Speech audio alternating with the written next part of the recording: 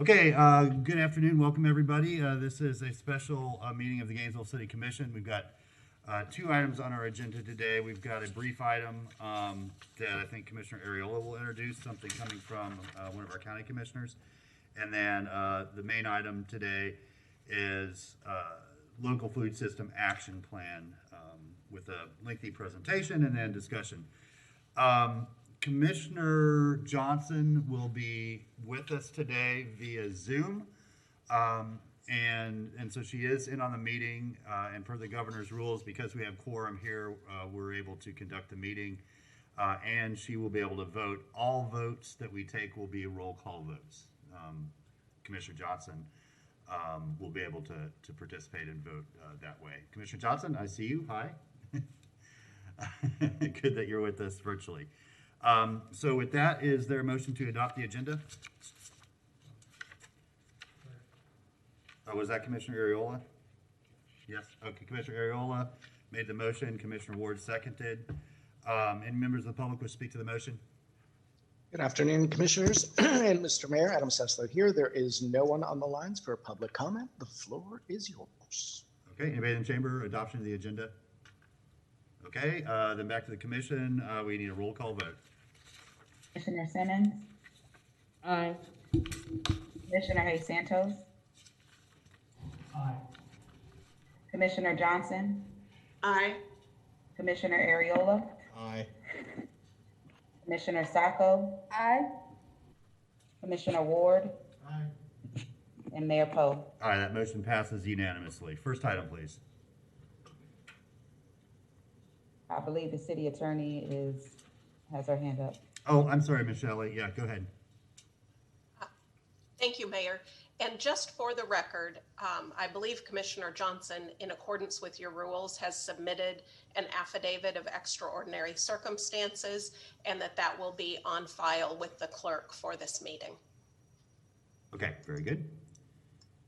Is that correct, Commissioner Johnson? You can just nod. That's correct. Thank Okay, you. very good. Thank you. Okay, Madam Clerk. Our first item is bar and restaurant capacity with the recommendation that the commission discuss and take action deemed necessary. Okay, thank you, Commissioner Ariola. You asked for this to be added. Yes, thank you, Commissioners. I will be brief. Today, the County Commission will be having a discussion on bar and restaurant capacity in light of two pretty serious facts. Number one, the mutated coronavirus variant has been registered in Florida. It is 50% more transmissible, and it has caused quite a serious reaction in the places where it has been found. The second serious fact is that the University of Florida has reopened, bringing back face-to-face teaching with a whole number of students. In our time governing during this pandemic, we know that the concurrence of the transmissible disease and high gathering areas, particularly among when the university has reopened, has caused a spike in cases, and we have seen a spike in cases.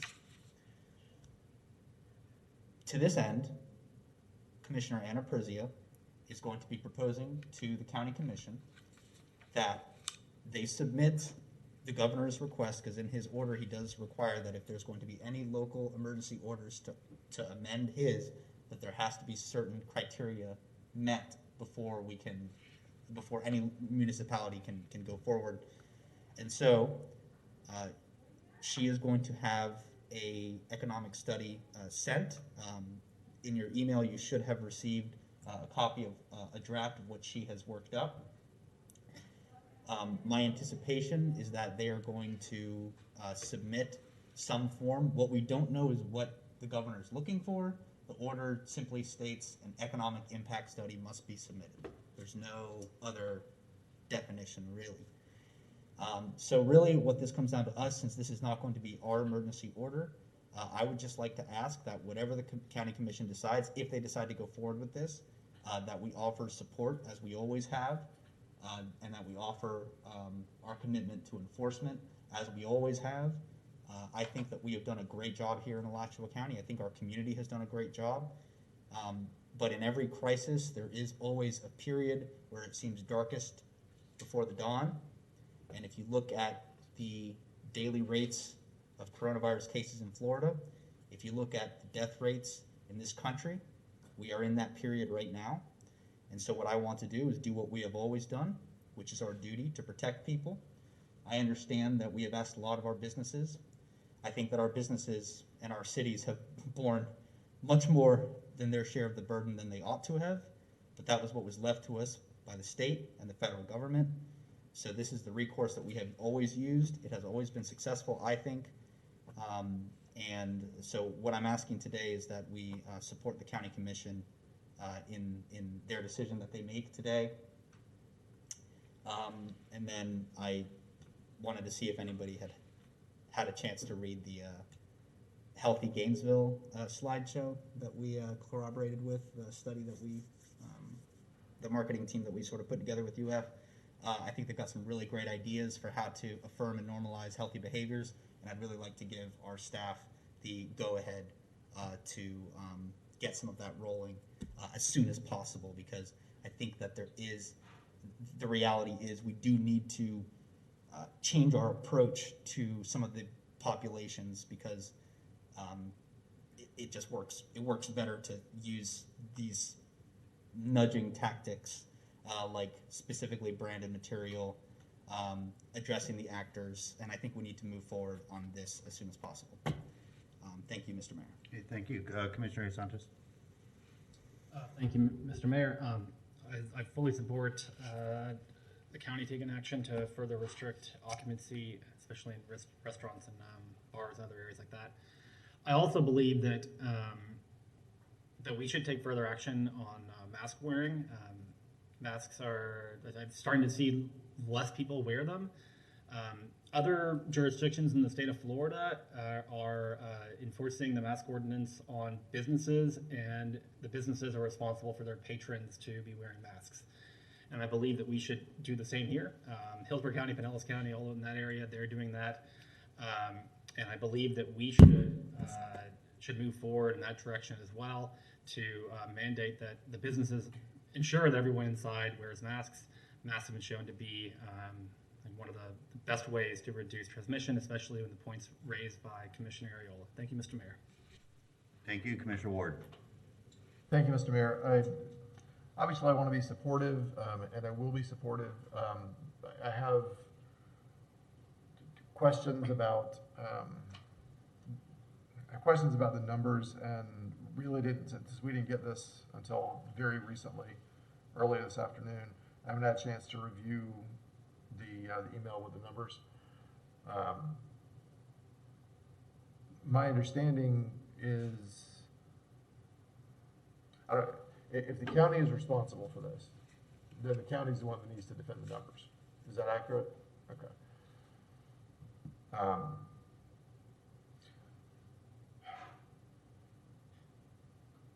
Yeah, I don't know what we can honestly do to enforce masks. We can certainly continue to ask, but and we should. I've also observed that people are a lot more lax, and I'm sure that that's in large measure due to the idea that that the vaccine is on the way, and you know, we've got more than 10,000 people who've already started their course of vaccine in Alachua County, and that is fantastic, and it's a godsend, but it doesn't solve it yet because there are 270,000 people in the county. So I would implore anyone watching, if you feel like it's okay to take your foot off the gas on this, it's really not. I know that there is an idea, there's a debate about whether or not the ICUs are near capacity.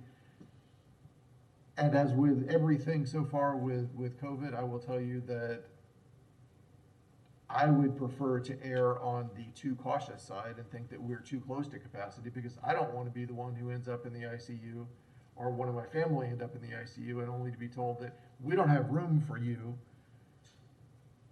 because COVID has already overfilled our ICU.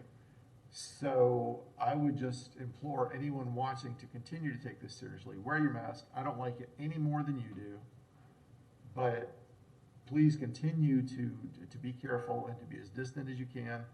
It looks like we're not distant, but we've got these things in between our seats here, and we're all wearing masks. And I would really, really, I can't tell you how much I encourage you to do the same. I want us to follow whatever protocols we can and enforce whatever we can, but the governor's been pretty clear about what we're able to enforce. If somebody has a better understanding of that than I do, fine. I hope that we can enforce more, but I'm dubious about what we're actually able to do. So, thank you. Thank you, Commissioner Santos. Thank you, Mr. Mayor. On the mask ordinances, there are other counties and jurisdictions that are enforcing it and doing it across the state of Florida. The governor's order says we can't put fines on residents, but we can put fines on businesses. And that is where the other counties are going. If patrons don't have it, then they fine the business, and the business is responsible for whatever is inside their place. And I think that is a direction we should ask the county to put into their order. And then I do believe if they don't put it in their order, then we should have an order for ourselves that does that. Masks work, and this, I think, by having a fine, businesses will change very quickly when they start getting. I mean, in Hillsborough County and Pinellas County, they get $500 fines. That starts to add up very quickly, and they will change and make sure that they are ensuring the safety of their residents. Thank you, Mr. Mayor. Thank you, Commissioner Simmons. Thank you, Mayor. As we talk about the bar and restaurant capacity and what may or may not take place on the county level, I think we also need to address our open container ordinance as well. That's been in place for a while now, and I think we really need to have a conversation about that, because we have seen an uptick. I've seen, and members of staff, we've been in conversations with members of the community, have seen just an uptick of folks using alcohol out in the right of way, not wearing masks, having parties, congregating in large crowds, and it's becoming a problem. And so I think as we look at this bar and restaurant capacity issue, this commission needs to look at the alcohol ordinance and where do we go? Is this something we want to maintain and continue, or is this something we want to address? And I think we really need to talk about the alcohol ordinance and what do we need to do, or if we need to do anything. So I'm interested in having that conversation today. I don't know if time permits. Maybe we could put it on another, move it down the road or whatever, but that's something I really think we need to address as it relates to the bar and restaurant capacity conversation. Thank you. Okay, thank you. I guess my preference overall would have been that we would have just taken this up at our meeting next week, because I don't know what the county is going to approve or not. So I feel like we're being asked to react to something that hasn't been passed yet. I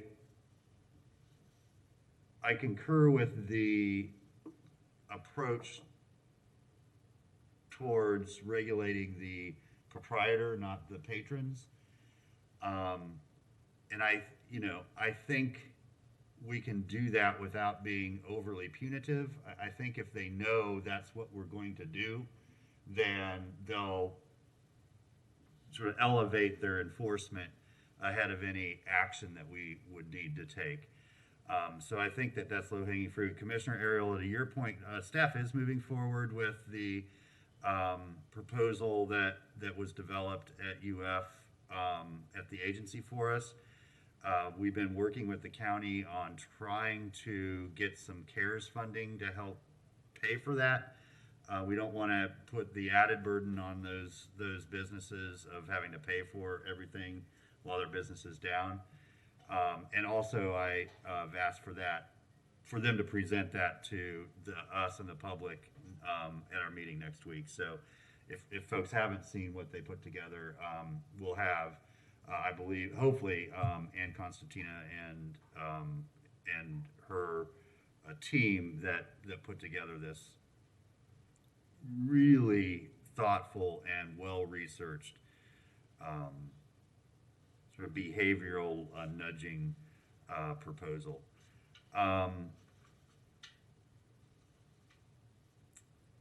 Commissioner Simmons, I'm happy to have a discussion about the open container. You're going to have to move me a long way. I'm just letting you know that now. And if we want to put that on our agenda for next Thursday, that's fine. But I will tell you, I've been in conversations with some folks that want to make this permanent. Folks that I think have good reason to believe that this is a mechanism used to criminalize people in poverty and, you know, is not something that's highly effective at reducing crime. But I know I've listened very carefully to the experiences you're sharing with the commission, and I think those are important for us to discuss so everybody understands what's going on. And what I'm absolutely committed to is finding solutions to those issues that you have both witnessed and I know your constituents are bringing forward to you with concerns. And so I think it needs to be part of a larger conversation. So, you know, let's just put an item on next Thursday's agenda to discuss sort of standing, outstanding COVID-19 related issues and any appropriate actions the commission wants to take. And then I think once we see what the county does today, we'll know more specifically. Because the other thing about that, if that does pass, that is a significant increase in the burden of enforcement. And I would hope that whatever they pass, they would help the 9 cities, or at least, well, really all 9, because in the smaller cities they've been using code enforcement to police some of these things. We're going to need assistance with that, because I think that's a lot of that's going to be overtime duty, and you know, it's certainly going to be outside the sort of daily routine functions of either law enforcement or code enforcement. And so, you know, I'd like to hear that they are setting aside some of their CARES money to help with whatever implementation of this,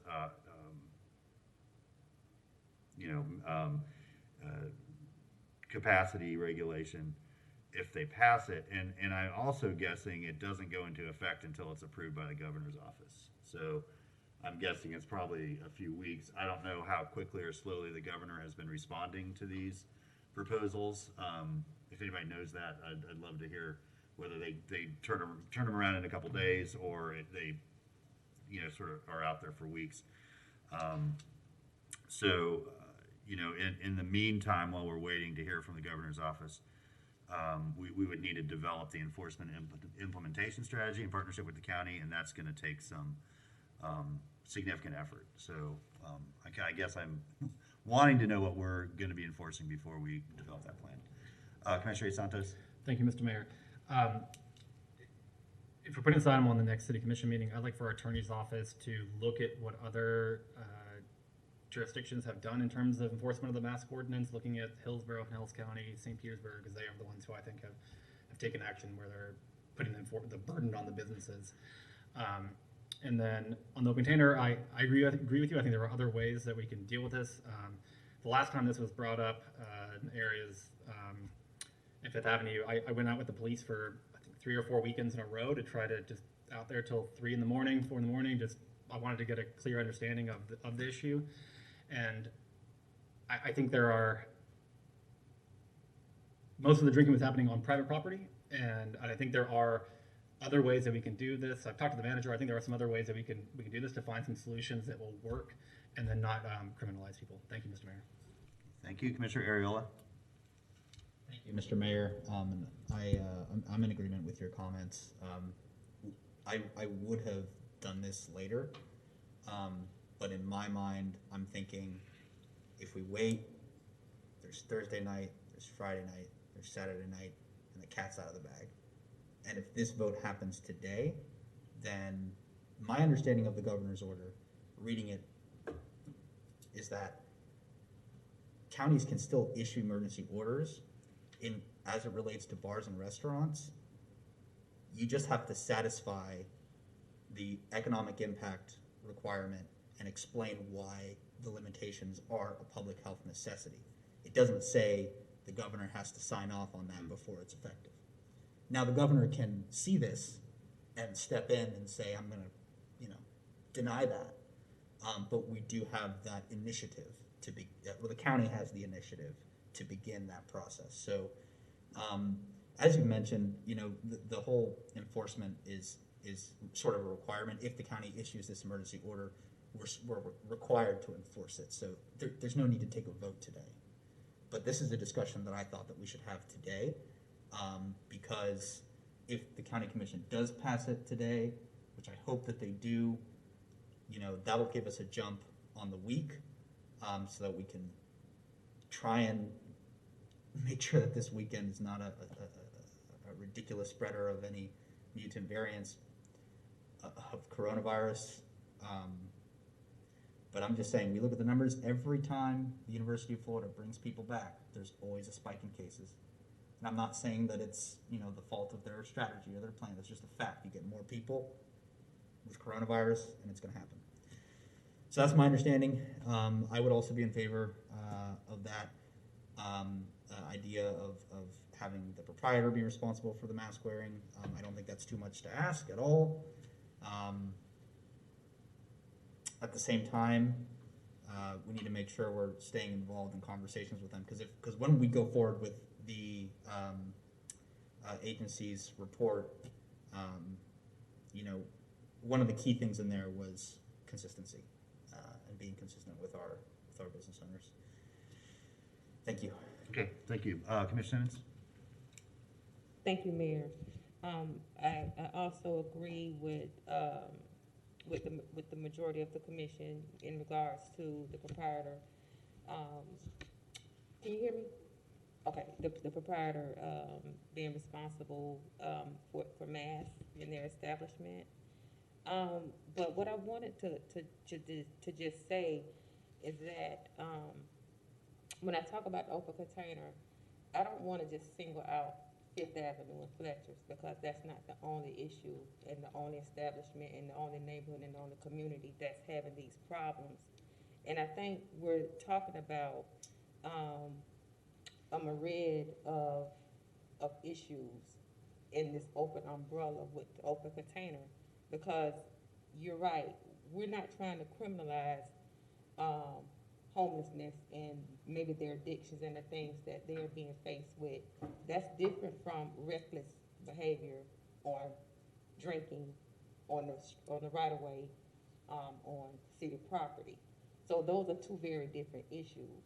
And I think we need to look at the latter issue, the recklessness portion of it, where it's overspilling and maybe in some of our communities. It's becoming a hazard. It's becoming dangerous. Those are the type of issues that I'm talking about. And so I don't know if there's other areas in the state that address just that portion. And we can look at the homelessness issue separately from the recklessness issue. And I think that's the thing. We're putting everything under one category when it's different elements and different moving parts. And that's what I want to look at. And I can understand some people want to make that permanent.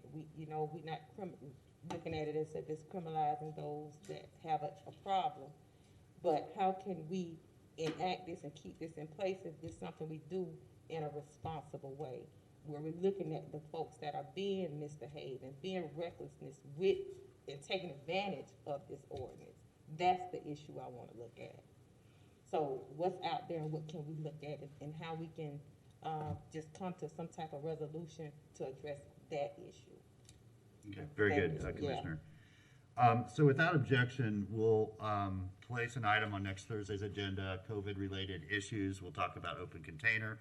We'll talk about enforcement of mask orders, burden being on proprietor, Madam Attorney, and I'd include the city manager in that. If you can bring back some information on what some of these other jurisdictions are doing.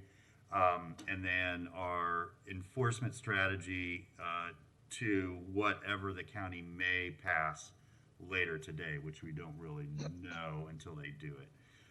So we'll get an update on that next Thursday as well. Commissioner Simmons, back to you. Mayor, I just want to add one thing too, and we need to really look at the enforcement piece of this and how this is going to impact our enforcement officers. So I think that's a very important piece on how much pressure or stress we put on our staff with this. Yeah, I agree. That's sort of my main area of concern. Okay, let's, we don't really have a motion, but I'll go ahead and open it up for public comment. Looks, Adam, like you might have somebody there. And real quick, before I get to you, Adam, Commissioner Johnson, I didn't see your hand up, but did you want to add anything? Are you okay? You're good? Okay. Go ahead, Adam. Thank you, sir. Mr. Nathan Scott is on the line. Mr. Scott, you have 3 minutes. Thank you. Good afternoon, Commissioners. Nathan Scott. So I just wanted to commend Commissioner Simmons for bringing forth the concern about the open container ordinance and some of the unintended consequences that people and neighbors are seeing as a result of that. Doesn't seem to be a lot of willingness to have a discussion to address some of the issues you raised.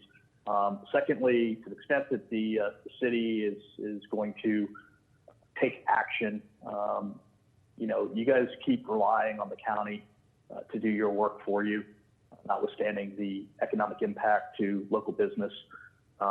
So if this commission wants to make more stricter requirements, then I suggest that the commission take ownership and responsibility for that and pass its own ordinance or orders rather than trying to, you know, influence the county to do its will.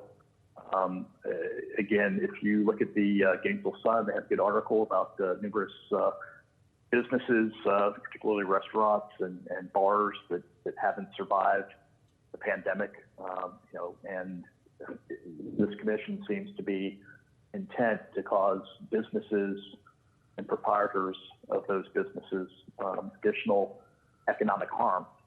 And again, I don't think it's appropriate to hold the business responsible.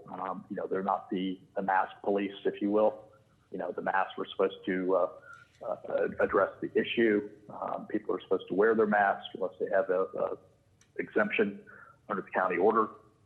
But again, I think people need to be responsible and do the right thing. I mean, management can always ask them to leave should they choose to do so. But again, you guys want to keep putting the burden on small local business that's struggling to survive. And I just don't think that's appropriate. So to the extent that you guys want to make more restrictive requirements in the state of Florida, then by all means you have the power, but you also bear the responsibility for those actions. So quit trying to hide behind the county, and if you want to do it yourself, and go forward from there and deal with the ramifications. But I hope that this commission will take a critical look at the economic harm of its actions, notwithstanding just COVID or property taxes or GRU electric rates, which are astronomically high. All those have a compound effect on small businesses in Gainesville that are trying to make ends meet, and the city commission seems to be agnostic to that. Thank you. Thank you, Mr. Scott. Mr. Mayor, there is nobody else on the line. The floor is yours. Okay, thank you. To be very clear, this proposal is being initiated by the county, specifically by County Commissioner Anna Prizia. The city is not asking the county to do anything.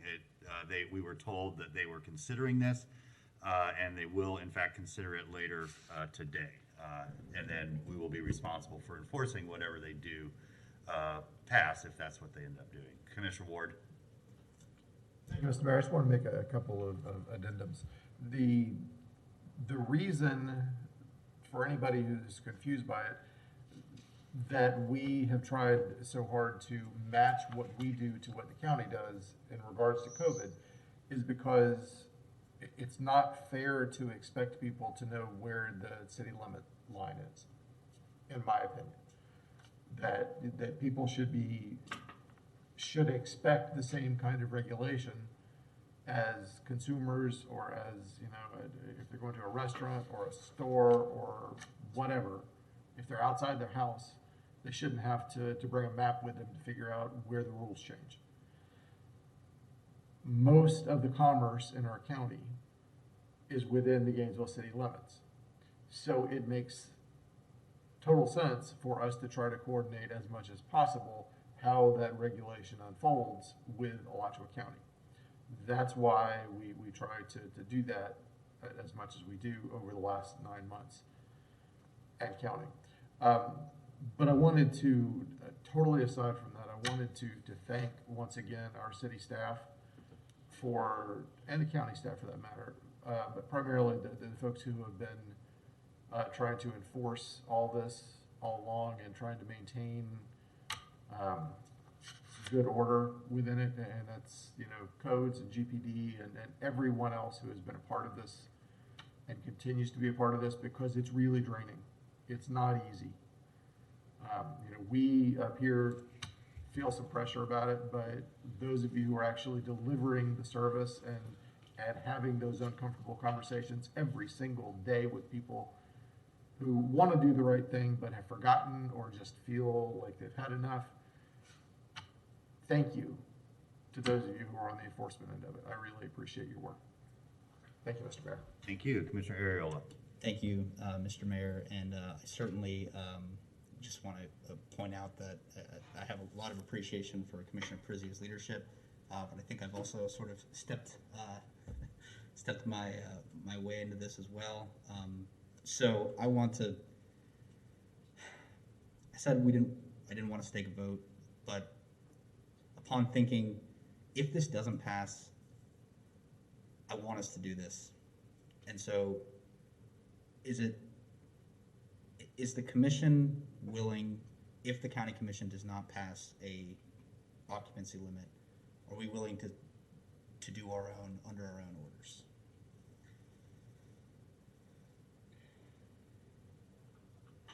Commissioner Santos. Thank you, Mr. Mayor. I'm supportive of it if we can legally do it. No other jurisdiction, I think, in Florida has done it yet, and I think that's because of the economic analysis and if they can do it or not, but I'm okay with trying for sure. Thank you, Mr. Mayor. Commissioner Sacco.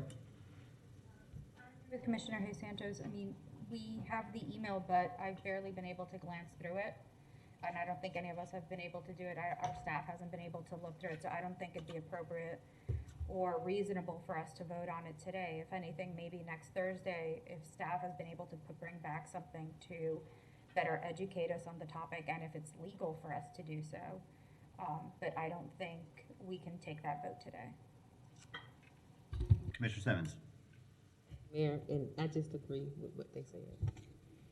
Yeah, I'm in the same place. I would need some level of staff analysis. I saw the supporting documentation for this very late, and so I need to know how we would enforce this, how we would communicate it to any businesses before we started enforcing it. You know, there's a tremendous amount of work that would need to go into this to make it successful if that were to happen. So I think I'll know a lot more next Thursday. It gives our staff time to prepare what they need to prepare if we're the ones that are going to be enforcing this, and we'll also know what the county does. So that's where I am right now. Yeah, good.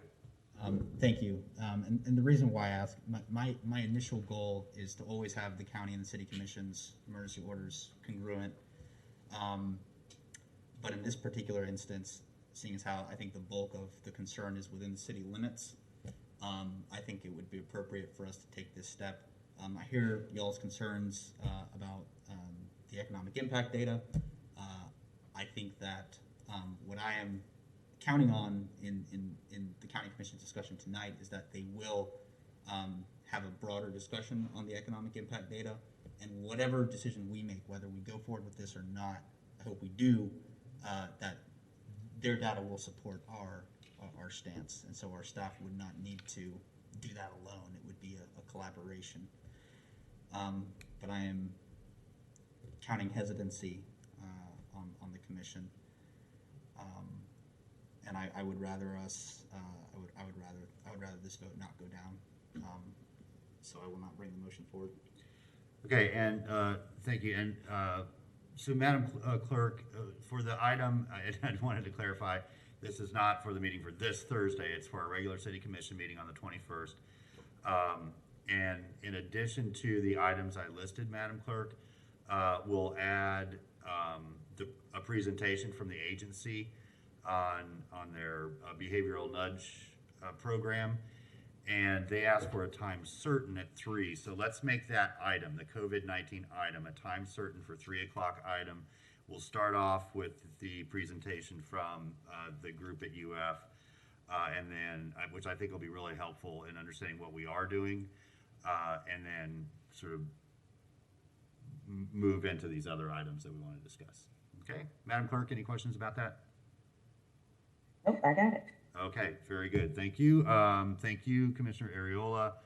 And I look forward to figuring out this evening what the county, what direction they go, so we know a little bit more, and then we'll take it up next Thursday. All right, our next item, Madam Clerk. Okay, our next is local food system action plan with the recommendation that the commission hear a presentation from staff on the local food system action plan and engage in a discussion around next steps. All right, Mr. Feldman. Thank you. So I'm going to be very brief. Staff has done a lot of work on this that we're going to share with you today. This, as you know, is part of our strategic plan and is being monitored through our Perform GNV effort. And Ms. Raskin is going to take it from here and show you the presentation that she has put together. And you will see the myriad of programs that we have already started working on, and any help you can give us in prioritizing some of this work would be greatly appreciated.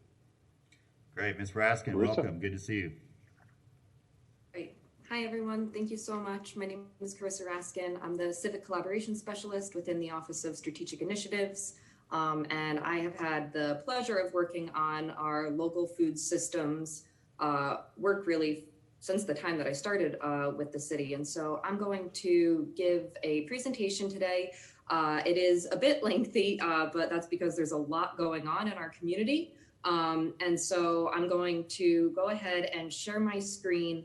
My hope is that the beginning portion of this meeting can be more of a information sharing presentation from me, and then we're going to get into the part where I would invite your feedback and comments. So without further ado, can you all see my screen okay? We can. Okay, perfect. Then, as Mr. Feldman mentioned, our local food system action plan is a part of the strategic plan, and specifically one of the action agenda items that the City Commission adopted earlier this year.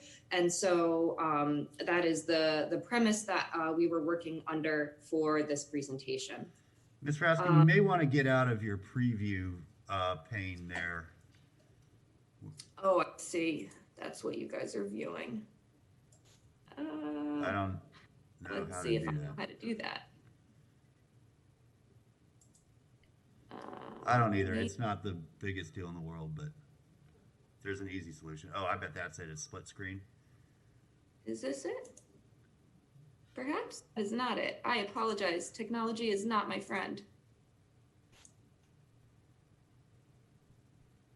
There you go. Duplicate slideshow. Better? Yeah, there we go.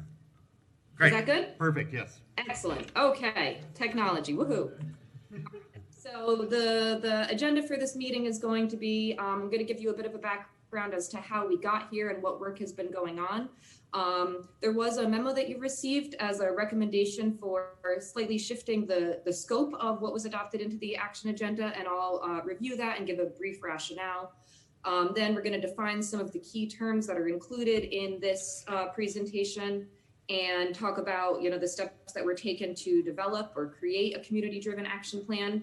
And then the heart of this presentation is a discussion of 15 potential projects that either are already underway or that the city has the opportunity to influence. And that's really where the dialogue, I'm hoping, will be engaged. And to conclude, we will be looking to you for more direction regarding next next steps that you wish staff to take.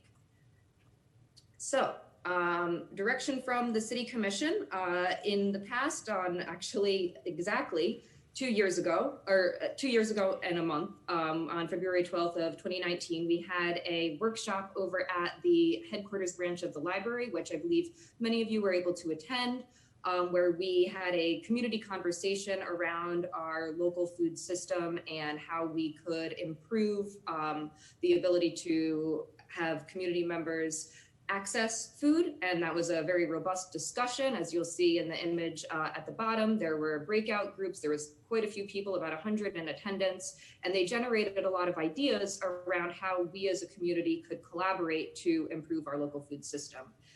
The summary of that presentation or that workshop was presented to you all at a follow-up meeting in March to go over the recommendations. And from that meeting, it was discussed that a food system, or I'm sorry, a food systems coalition would be convened, however, not to be an entity or an advisory council of the city per se, but more so that the city would participate in a grassroots effort with other community partners engaged in our food system to support this general mission of improving accessibility, justice, and sustainability of our local food system.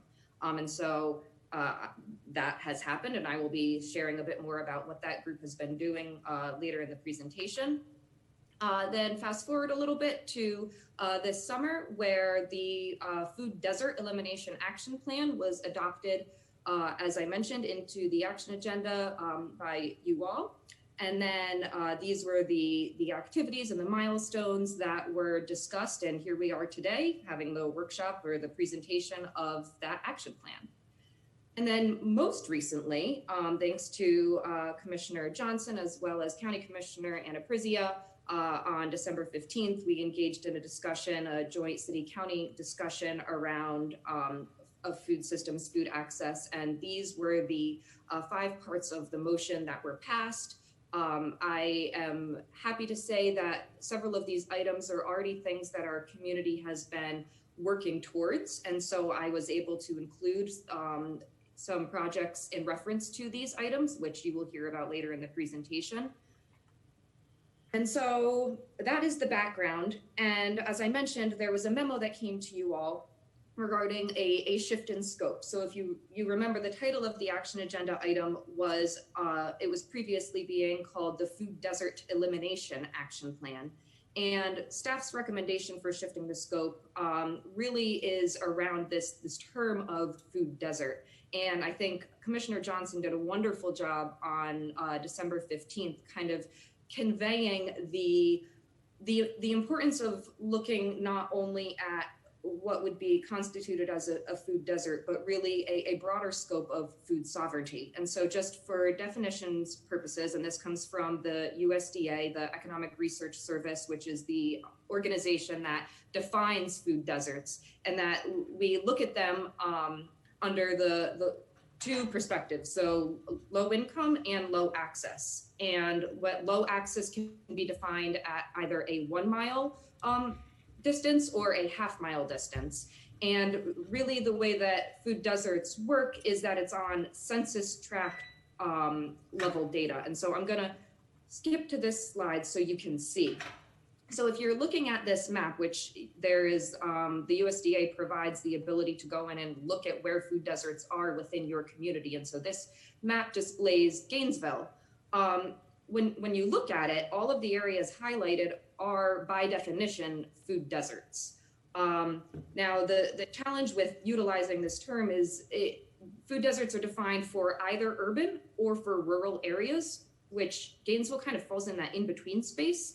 And because we are looking, I believe we are looking more closely at our neighborhoods and really making targeted efforts in our food accessibility, food sovereignty goals, the census tract level data doesn't necessarily provide us with the specificity that we need in order to understand where the core problems are. And so I myself actually called the USDA office to get clarification, because if you're looking at this map, there are points on here where within a food desert, there is actually a grocery store located in that food desert, which was confusing to me because I didn't quite understand how a food desert could have a grocery store if the definition of a food desert is that there isn't a grocery store within a mile or half-mile radius. However, I'm going to go back one slide, and when you look at the definition, it explains that within that mile or half-mile radius, depending on what you choose, at least 500 people, or 33% of the population living within that census tract, live further than a mile or a half mile. And so that could mean that, you know, a mile away from a grocery store within a census tract, that there is a potentially a low income apartment complex where over 500 people live. And thus it would be labeled as a food desert, even if everybody else in the census tract would not necessarily qualify. And so it makes it a little bit difficult to understand when we're looking at the map, really where the greatest needs are, and it doesn't tell the full story. And so in light of this, I was grateful to work with the office or the Department of Sustainable Development, in that they have put together a map of when they were mapping equity and looking at food access locations. This map goes a little bit more in depth, and it's difficult to see on this screen, but we can certainly provide it to you if you're interested. There are dots on this map that show where there are big box stores as well as grocery stores across the map. But again, and it does a little bit better job to show where there are food access points. But again, it's based on census tract level data, and it only goes to talk about the two barriers of proximity to the grocery store and household income status. Because the commission has expressed a desire to look at food sovereignty and to look at things along the lines of equity and stability in our neighborhoods and community wealth building, the staff recommendation is that food desert elimination is not necessarily an adequate term, and thus we have recommended we utilize local food system action plan as a more broad scope for what this plan may encompass. I am going to pause there, and just if anybody has any questions, feel free, otherwise I will continue. Please continue. No questions at this time. Thank you. Okay, perfect. So then, and this, I just put this in here because I like to be thorough and transparent. So this is just a reiteration of what that memo on October 26th said. Basically, the explanation that I just gave to you is what you received in the memo as well. So I will not belabor this point. And so I just wanted to, you know, in terms of making sure we're all on the same page, when we're talking about a local food system, as again, Commissioner Johnson described in the December 15th meeting, we're talking about everything from the seed that goes into the ground to the end of the food's life, so the disposal. And I think it's really critical that as a city, we recognize what it is that we're talking about when we say local food system, because yes, it was one item within our action agenda to address this. However, there are multiple different action items and strategic goals that we have set as a city that touch on this food system action plan. And so we have different programs within the city, we have different action agenda items, all of which could be, or many of which could be influenced by how it is that we take action to improve our local food system, from zero waste and sustainability to economic development to even public health. And at the heart of all of this, which I think is something we talked about 2 years ago, is the fact that the city can't do this alone. And we have to do it in partnership with other entities who are embedded in our local food system. And we absolutely need to do it through a lens of equity.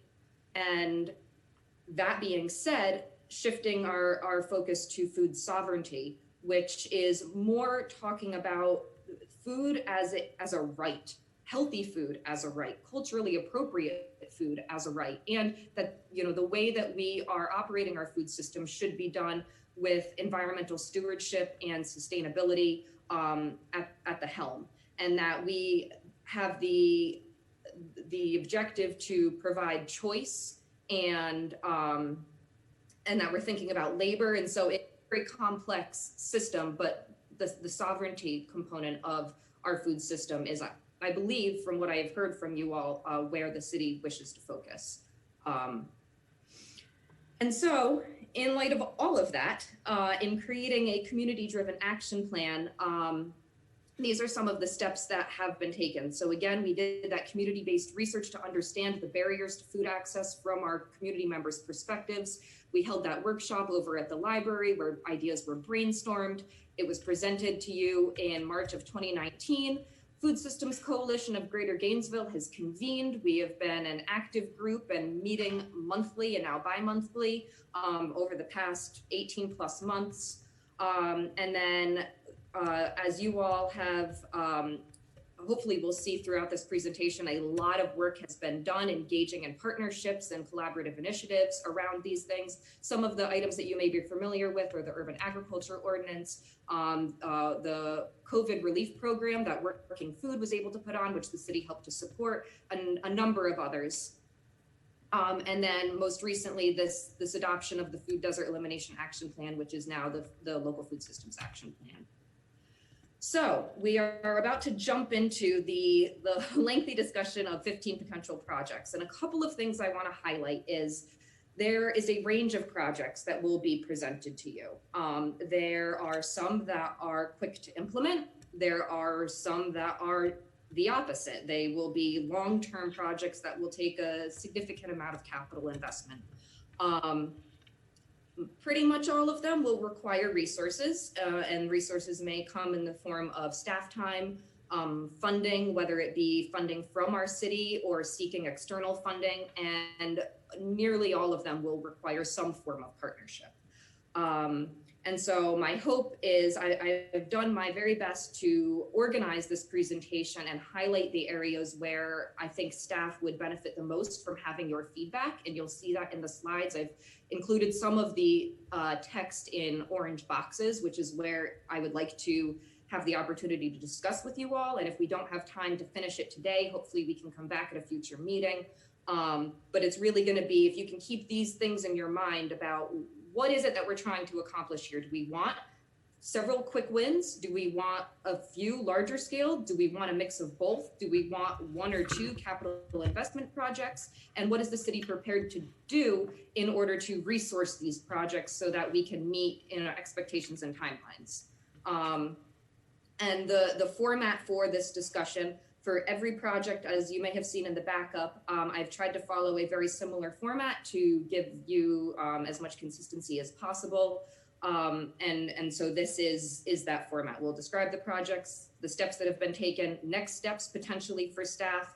I really try to highlight the alignment with the strategic plan, as you all have already committed and said that those are the areas in which you wish to focus. And so I think looking for those synergies is, well, it's part of my job as civic collaboration specialist, but it also goes to highlight where internally and externally we can build partnerships to support these items. Then a general sense of timeline. And if not all of them have this, but if there have been an estimation of resources needed and potential sources of funding, I tried to highlight that too, although many of the projects will require your feedback in order for staff to be able to dive a little bit deeper into what those resources would look like per your direction.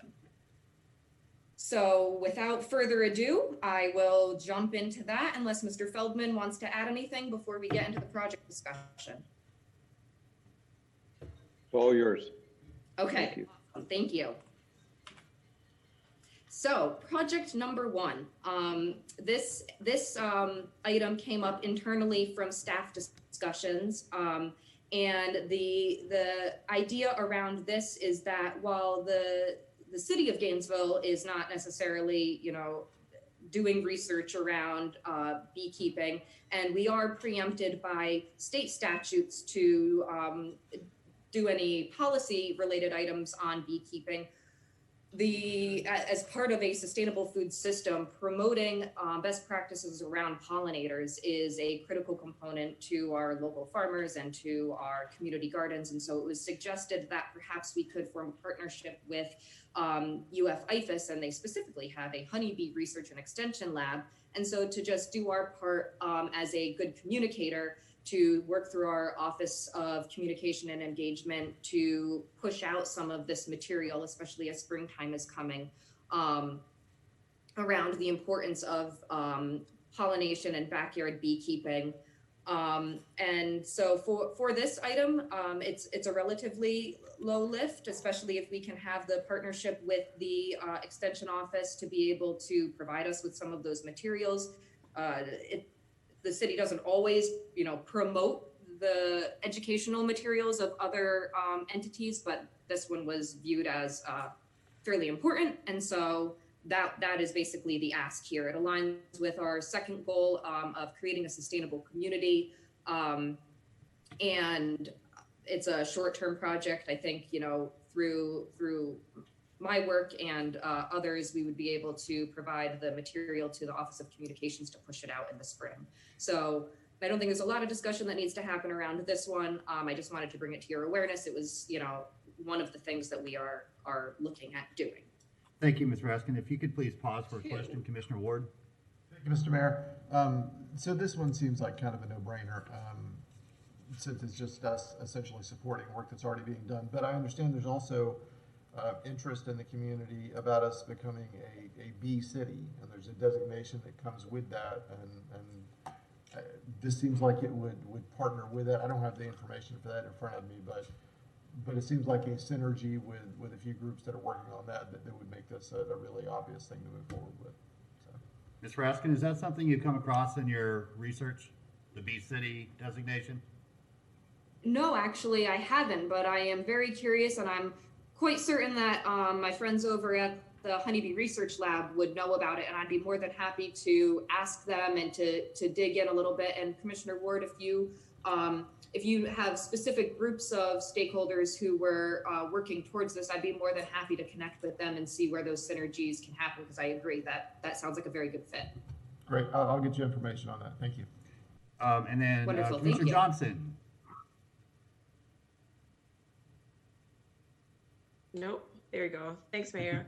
I wanted to get an understanding of how we're going to work through this. I think there 15 potential projects. Yes. Are we going to discuss after each project, or is Carissa going to go through the entire presentation and then we have a discussion?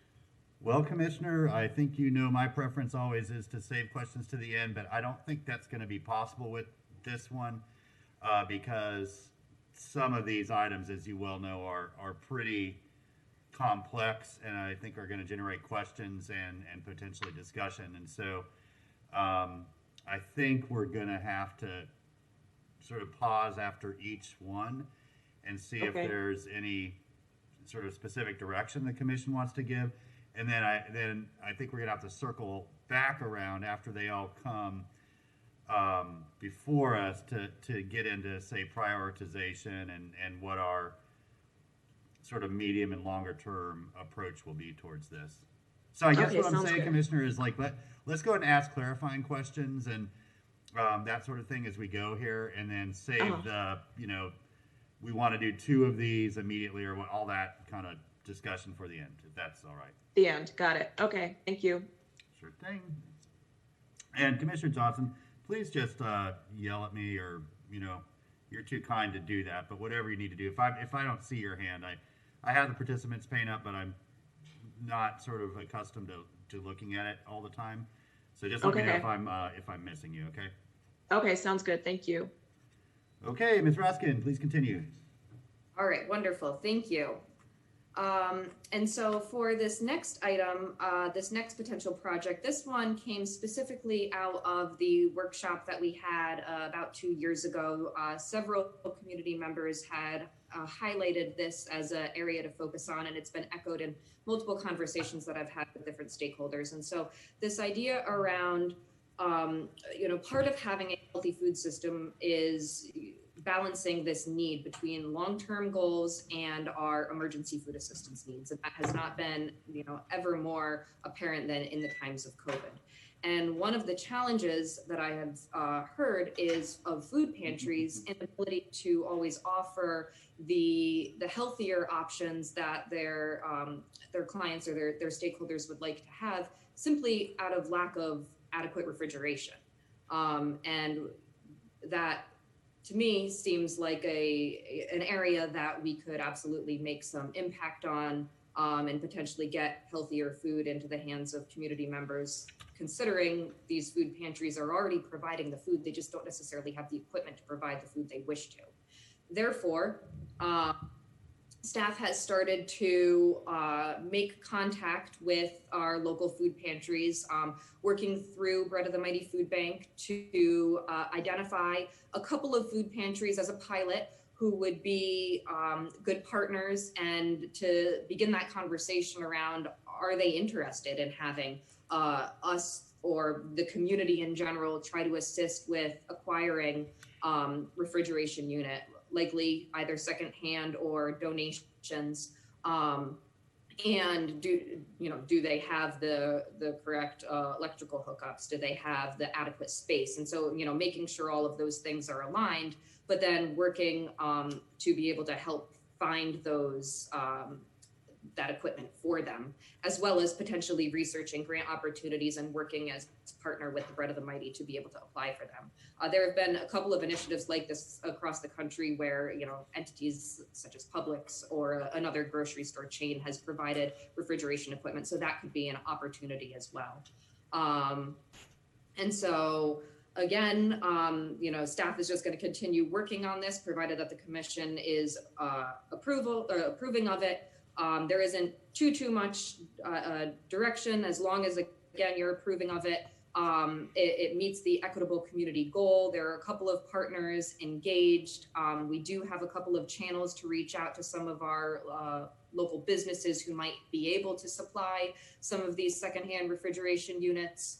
The hope would be that it could be accomplished within the short term, and that the need for resources, again, we're not 100% sure, because it will really depend on how generous some of the potential donors are willing to be in our private businesses, in terms of providing the refrigeration equipment.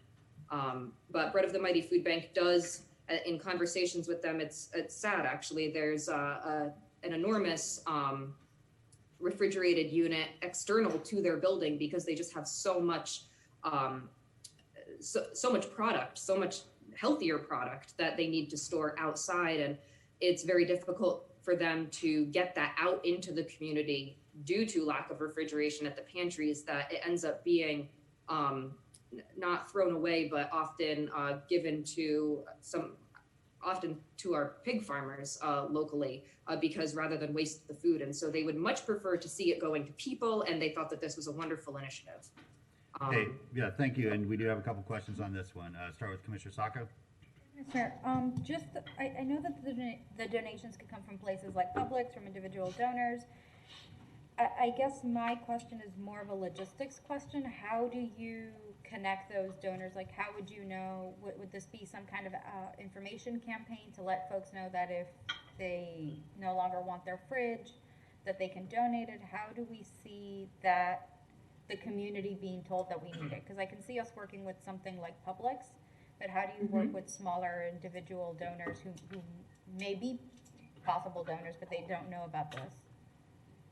So that's a great question. And a lot of it is through just social networking. And so actually the Alachua County Hospitality Council has agreed that they would put out a call to their members of their council, and many of them are restaurateurs, and even in hotels and such, there is going to be, refrigerated units.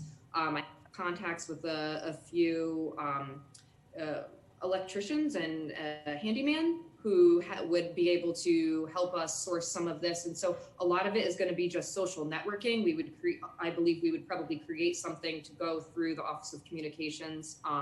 But I also think that starting as a pilot and making sure that this works and actually does improve people's access to healthier food options, and that they're taking advantage of it. So my recommendation would be that we start smaller, and so we only solicit, for a few food pantries that are serving a larger body of our neighbors, and then potentially quite well we can expand. Thank you, ma'am. Thank you, Mr. Mayor. Commissioner Simmons? Thank you, Mayor. Have you all considered mobile refrigeration units? In addition, I'm sorry. Have you considered or even looked at mobile refrigeration units in addition to just your standard refrigeration, stand-up side-by-side refrigeration? Has that been? Have you guys thought about that? That has not been brought up, although I am pretty certain that if we were able and interested in helping to source mobile refrigeration, as in like a refrigerator truck, I know that Bread of the Mighty would benefit tremendously from that. And it was one of the asks that they had made to the city a couple of years ago, and that we did help to sponsor them procuring another refrigerated truck. That's a heavier lift, sure, but certainly something that if it's, the will of the commission, we could look at what that would look like. Yeah, I was just trying to think of ways to just any kind of way, just thinking outside the box and being creative. Mm-hmm. That's something you may be able to if you could utilize something like that to transport your refrigerator items to various locations, just another thing to think about. I just wanted to throw that out there. Absolutely, Commissioner Simmons, and Bread of the Mighty is able to do their food distribution days. I believe they do them bi-weekly at our Partnership for Strong Families locations at Cone Park and the community, the library partnership building, through the use of those refrigerated trucks. And it's only through that refrigerated truck that they can offer these healthier items. So you're absolutely right. That would be a major asset. Again, it's just a much larger ticket item that I don't know that we can necessarily look to donations, but maybe. Thank you. And I'm just going to pop in real quick here. I want to share with the commission the sort of funnel through which I'm sifting all of these. Because, as Chris has started, Ms. Raskin started, they're sort of two pretty simple and discrete measures that can be taken. And then some of these are very large, heavy lifts, very broad. So the question because we can't do all this. We don't have the capacity to do all these things like right now. So what I'm asking myself, or the sort of criteria I'm applying to all 15 of these, is that the city should focus on items that only the city can do, or on items that will be most effective if the city leads. And so, for example, like the B thing, if the ask is to take US materials and push them out through our communications shop, fine. For refrigerators, that's not something the city, I think, has to do. There are private organizations that can connect people donating walk-in fridges with people that need walk-in fridges. It's a pretty small list, and that's not, to me, a highest best use of city staff time. So I'm just giving you those two examples, and as I go through each one of these, that's the kind of question I'm asking myself, so we can really focus city resources on what's going to get us the furthest along in achieving our goals towards food security for our entire community. All right, back to you, Ms. Raskin. Okay, wonderful. Thank you. Then I will proceed to the next project. And you'll notice up in the corner of this one, there's an orange star. For each of the items that I believe, it would be very beneficial for staff to have a little bit more direction on, I've included that star. And it will make more sense in a moment. And so this item is a project that is currently underway. It is a collaborative effort from multiple departments, and I'm quite proud of the team that has been working on this. And the project description is that we are planting fruit and nut trees on city properties and encouraging our neighbors to be able to pick from them, eat them, enjoy them. And this is an interdepartmental team that's convened over the past several months. There are 3 sites that we're looking at planting for the pilot, one of which is already planted, and that's Cone Park. We will also be looking at Smoky Bear Park to be planted very soon. And then there's a large scale project that Public Works has been invested in and will continue to be invested in over the course of the next year down on Southwest 40th Boulevard, which will also include some fruit and nut trees. There's signage that's been developed. There will be an informational website affiliated with it. This helps to meet our goal of an equitable community and improving food access, as well as a great place to live and experience. Again, you know, the departments involved, we've had Parks and Rec, Communications, Public Works, Sustainable Development. We've been able to utilize some of the funding from the Wild Spaces Public Places regarding the signage, and then tree mitigation funds to purchase the materials. The area that I would like to highlight with you all is whether or not the city should expand upon this pilot in the future to plant other sites, which may be additional city properties. And then there's been the question of, well, could we extend this, and should we extend this to non-city properties as well? The idea of potentially the things like Gainesville Housing Authority sites or others. And so that is a question for discussion, which we can entertain in just a moment, or at the end per the mayor's request. I did want to share with you, this is what the signage will look like. We're hoping for it to be available towards the beginning of next month, when we have another of our sites planted. There's a quaint little poem there to describe what an edible grove is. It's small text. I'm not going to recite the poem, but have fun reading it at another time if you'd like. And the QR code at the bottom will link our neighbors to be able to find out more information about the plantings. So that is this project. And Mr. Mayor, I don't know if you want to entertain this question now, or if you would prefer to leave this one again towards the end. Yeah, why don't you go ahead and go on to the next one? I don't see any lights, and we'll just keep going through them. Okay. All righty, then project number 4 is the city's community garden program. And we already our community garden program. It has been up and running, and we have several gardens around the city. And a little bit to Commissioner Sacco's comments during the December 15th meeting, not all of the gardens are necessarily as active as others. And some of them look like they haven't necessarily been maintained or planted in quite some time. I do know from my personal experience as the facilitator of one of them, COVID has been a difficult year just in terms of social distancing to get everybody out there for work days. But I do know that there is, you know, some that are just in general more active than others. And so the idea that came out of our community members, again, at that workshop 2 years ago, was for the city to kind of revamp our program and to increase the number of resources, the type of resources, and the support that we're offering to those engaged in our community gardens.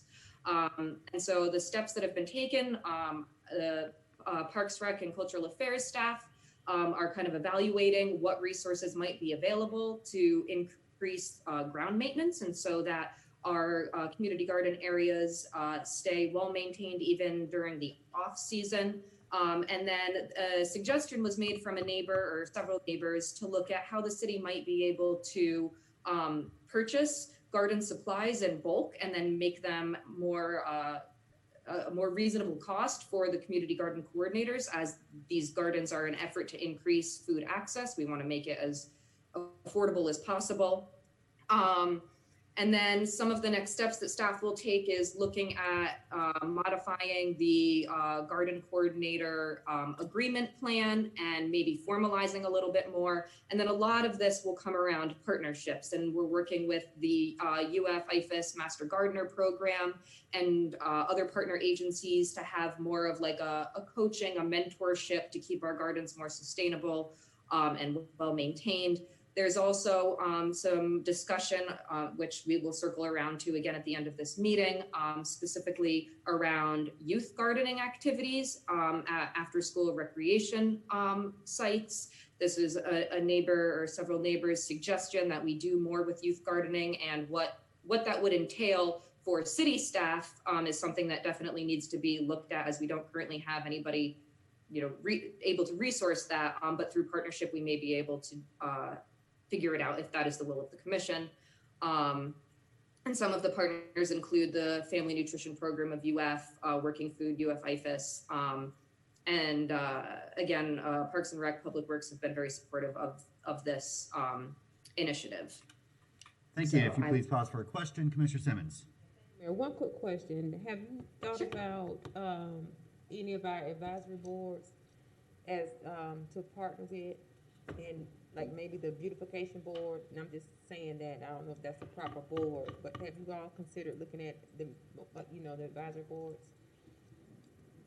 I had not considered looking at the advisory boards, but that's an excellent suggestion. Actually, the Beautification Advisory Board did award Cone Park Community Garden as one of their projects, so they're very aware of it. I don't know the level of expertise that they have in terms of helping to manage, but it's certainly something that I would be happy to explore. Thank you. Please continue. Okay. All right.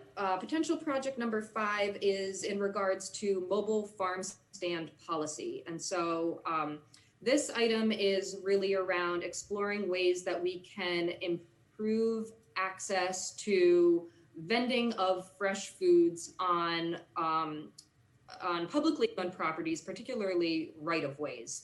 And a couple of years ago, we had discussions around our food truck ordinance, and that there was some lack of clarity around what really entailed a food truck and where they were able to vend.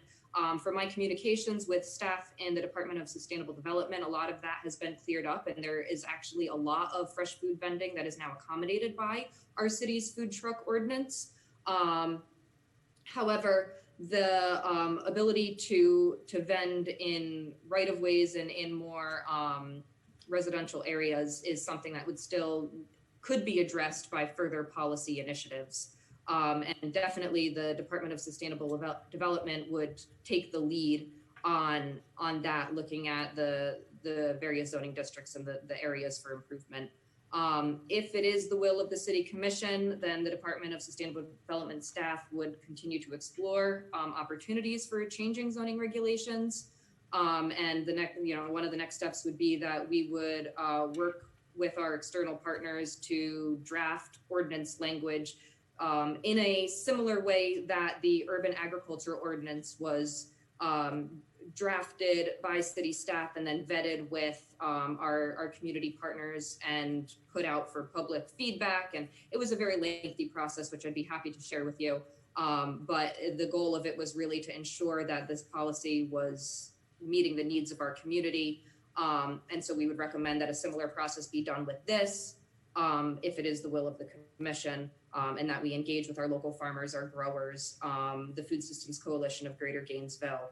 And just by nature of the way that the urban agriculture ordinance process happened, the estimated time frame would be that this would be a 6 to 18 month project. And yeah, really just staff time would be the resources needed to be invested. Can I jump in here, Yeah, Mayor? absolutely. I'm not sure if you can see my hand. Yeah, I can. Thanks. Ms. Raskin, I wanted to, can you give us an overview of the community engagement process for the urban agriculture ordinance? I certainly can. I don't have any of the materials actually. Well, actually, I can probably stop sharing that screen. If you bear with me for one moment, I will show you the platform that the city actually utilized for that process. And this was one of the first times that we, to my understanding, a draft ordinance out like this for public comment. And so let me share my screen again. Okie dokie. So what we did was, so there was a template of a urban agriculture ordinance that was drafted from students at the Levin School of Law at UF. that had been, I think the process was started with staff several years ago, and it was picked back up in 2019. And members of our staff, as well as folks from the Food Systems Coalition, kind of worked together to put that draft together. When we had gotten it to a point where we were, where the group was satisfied with it enough, it went out for basically public comment, and we created a survey that enabled our community members to comment specifically on line items within the draft ordinance. And so this is the platform where folks were able to go to see the items in, let's see, right here. I want to show you this. This is the platform that they were able to go to when it was out for public comment. It gave them an overview of what urban agriculture ordinance is, what the city is doing around urban agriculture. We posted a link to the drafted ordinance, a guide to understanding what the various zoning rules were within that ordinance, because the language can be very confusing, and we wanted to try to make it as accessible as possible to neighbors who may not be familiar with zoning language. And then we created a survey where they were able to provide their comments. And I am going to go now back here.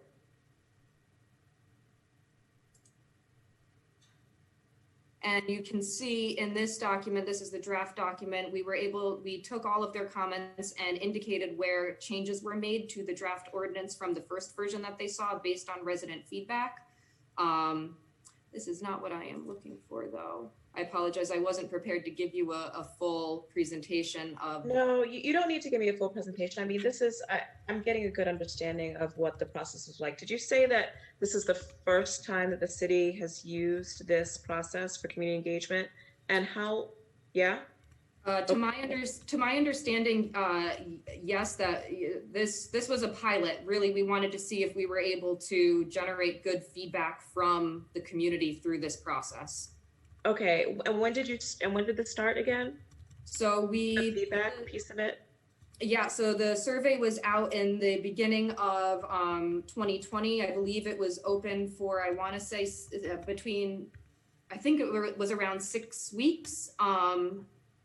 As a call for comments, and then we took all of those comments, and what I'm looking for is the document where staff took the time to go through every single comment that community members submitted, and we replied to every single comment as to whether or not how we were going to use that feedback. Even if it wasn't something that was going to be integrated into the updated ordinance, we wanted to tell our neighbors why that change wasn't necessarily made, because I believe it's incredibly important that if we're going to ask people questions and ask them for their feedback, that we take it and we be respectful and responsive to what has been said. Okay. The document is in here. Okay. Thanks. So the reason why I ask is I'm wondering, one, I love the process. So I think it's good that we actually have a process to get community feedback without, kind of meeting in person, or, other ways that we've gotten community feedback. Two, I want to understand how we make decisions about how we're using this new tool that we have. Because when I see mobile farm stand policy and, a timeline of 6 to 18 months, my questions are around that. Well, do we actually need this process for something like a mobile farm stand policy, right? Two, that's my main question, is do we need it? And that's the conversation that I'd like to have with, I guess, you and the commission and the city manager about how we use this tool. Because to me, it seems like this is something that can be done relatively quickly because it's not that controversial. I think reaching out to the partners that you have had in the past to get some very specific feedback about how it would work, then I think that that's valuable. But to take staff time to go through this very intricate process of getting feedback, I don't see that that's the best use of staff time when we could be using the same process for something different. So those are my thoughts, not just for you, the entire commission and Manager Feldman. Thank you. Thank you, Commissioner Johnson. Absolutely. Back to you, Ms. Raskin. Okay, wonderful. Then let me reshare my screen here. Hopefully this is the correct one. Nope, that's not the correct one. Let's see. Okay, can you all see this? We're still on mobile farm stand policy? Yes. Okay, I apologize. Technology is not my strong suit. I just want to make sure we're all looking at what we're supposed to be looking at. All right, so then I am going to jump ahead to the next project.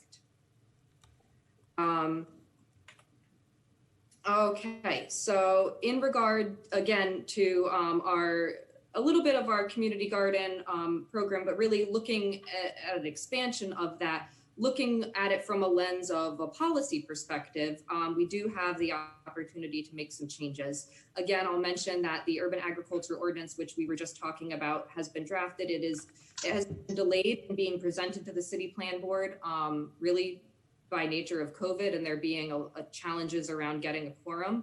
But it is on the agenda for January 28th at the city plan board. And so after, if it should get through that, you will then soon hear it, I would imagine after it's presented to the city plan board as per city policy.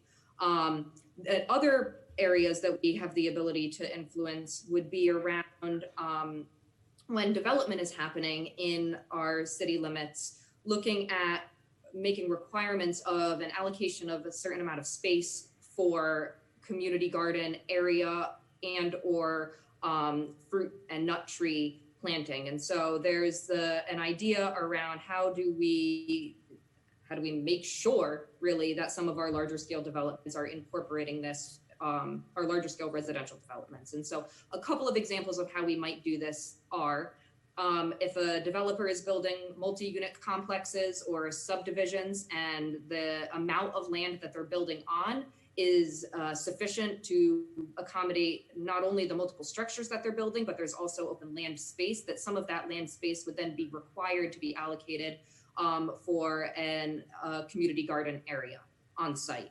Another way that this could be done, or in addition,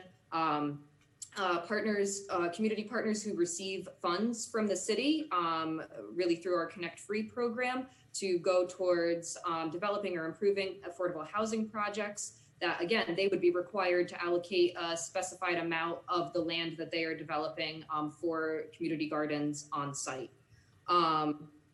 And then there is also the idea that the city provides services to our neighbors through our housing and community development department, and that when we go in and we're doing things like roofing or any type of home repair assistance through any of our programs, that before we leave the site, at least making the offer to the community, to the neighbor who is receiving the services, that we either put in a raised bed or two for gardening purposes and or plant fruit trees on their property. It wouldn't be a requirement, obviously, that comes with the receiving of the services from housing and community development, but to make that offer. So those are just a couple of examples of what we mean when we say garden policies. So steps that have been taken thus far.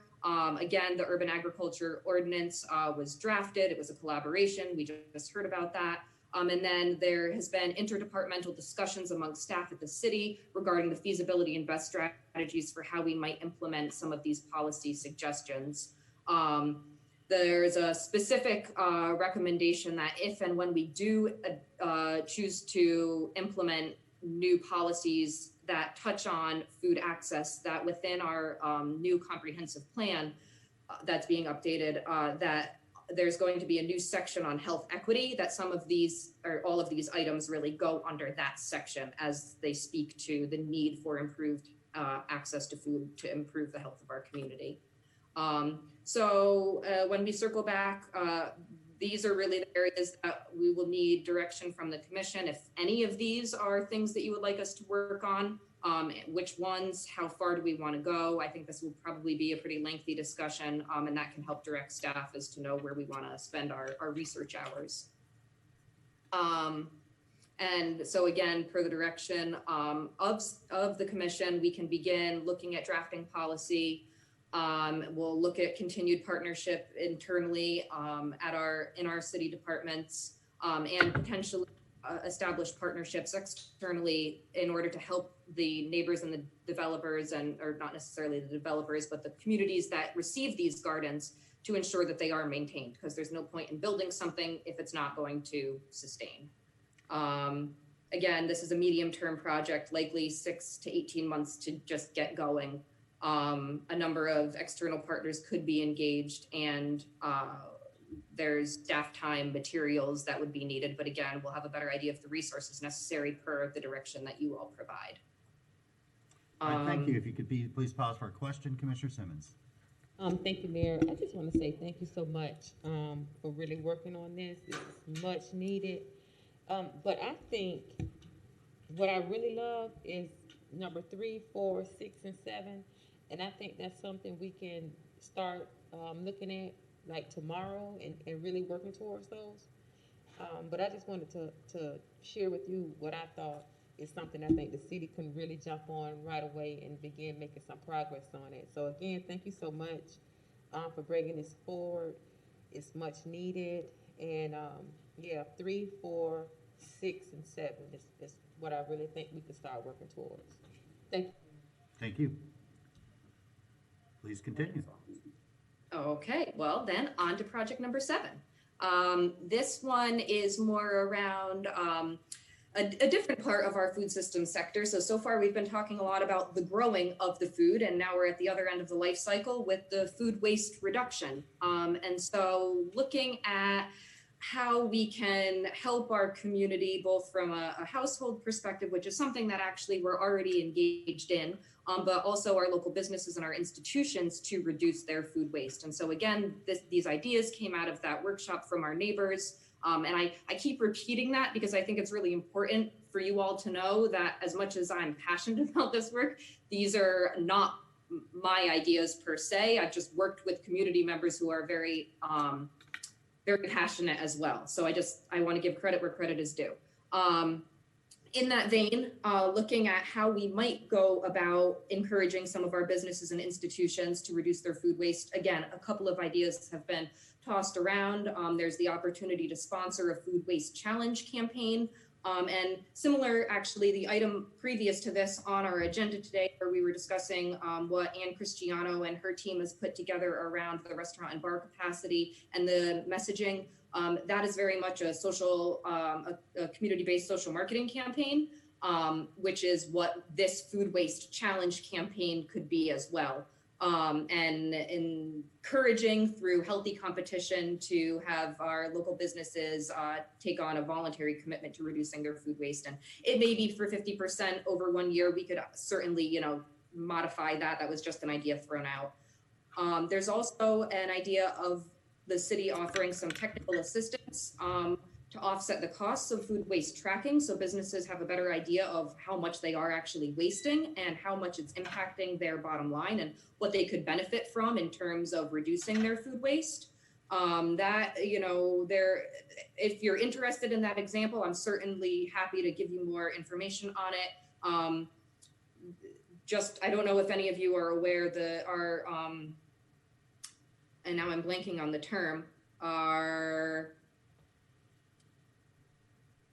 okay, I'll come back to it. There are other organizations in the state of Florida that offer incentives like this around agriculture often. And so there could be some model that we go off of if we were interested in doing this. Our water management districts. I don't know why that was so hard for me to think of. And then the third is just developing educational materials that could assist households and businesses in adopting their food waste reduction practices. So as you all know, I believe the city is piloting a micro composting residential curbside project, and that is through our Public Works Department in the Solid Waste Division. And so there's already some educational material being developed there. The idea here would be just to expand the number of households receiving that education, as I believe there's 200 households involved in that pilot project. If we wished to, we could quick implement right now an expansion of those educational materials going out to a larger number of our neighbors and potentially modifying the materials to speak to businesses. How the commission wants to go with this is I'm not quite sure. And so that's really where next steps for staff would come in once we know a better idea of how you want to address this, if you do. But a number of partners are interested. And I think, you know, we've already set some of the work in place with the pilot project. So that's the end of this one. If there are no questions, I'll move on. All right, we'll go to project number 8. So these next sequence of projects are really speaking to the items in the motion that Commissioner Johnson and County Commissioner Prizia presented at the December 15th joint city-county meeting. And it's great because these were actually already items that were included in the slide deck prior to that meeting. So I was thrilled to hear the motion in that we already have synergy between what we're doing, what we want to be doing, we're on the right track. And so I just mentioned that to say that these are some of the areas that I think we could dive a little bit deeper in for our future discussions. And these are the ones that may require follow-up, will probably require follow-up meetings. So the first is the community-driven market option. And so in the city to invest in establishing an innovative economic development solution that improves food access and food sovereignty for neighbors experiencing food insecurity. This very much goes to Commissioner Johnson and Commissioner Prizia's motion regarding the research around things like publicly owned, community owned grocery stores, innovative models for grocery stores or food access markets in non-traditional places. And so what I want to highlight with this project is that there is actually already work underway by some of our community partners doing work that could be very beneficial for us to lean on for insight. So I believe a few of you commissioners may be aware of this, and all of you are probably aware of the organization Grace Grows, which is the horticultural nonprofit that is not a part of, but is on site with our Grace Marketplace. That the Grace Grows aims to help some of our community members experiencing homelessness to learn how to grow their own food and to get skills and training around that, which they can then take into their future, which they may be able to utilize for future work. They can just utilize for food accessibility and security for themselves. And so there is a grant that they have received from USDA where they are working in Southeast Gainesville to address food access and food sovereignty. And one of the great components of that project is they are actually able to pay community members almost in a similar way that we have our community cultivator, community connector program that we're working on through the Office of Communications and Engagement at the city. They are paying community members to be the leaders of this initiative. And so the item that, or the plan that will be developed through their process is one that is, it's an extremely community-driven process.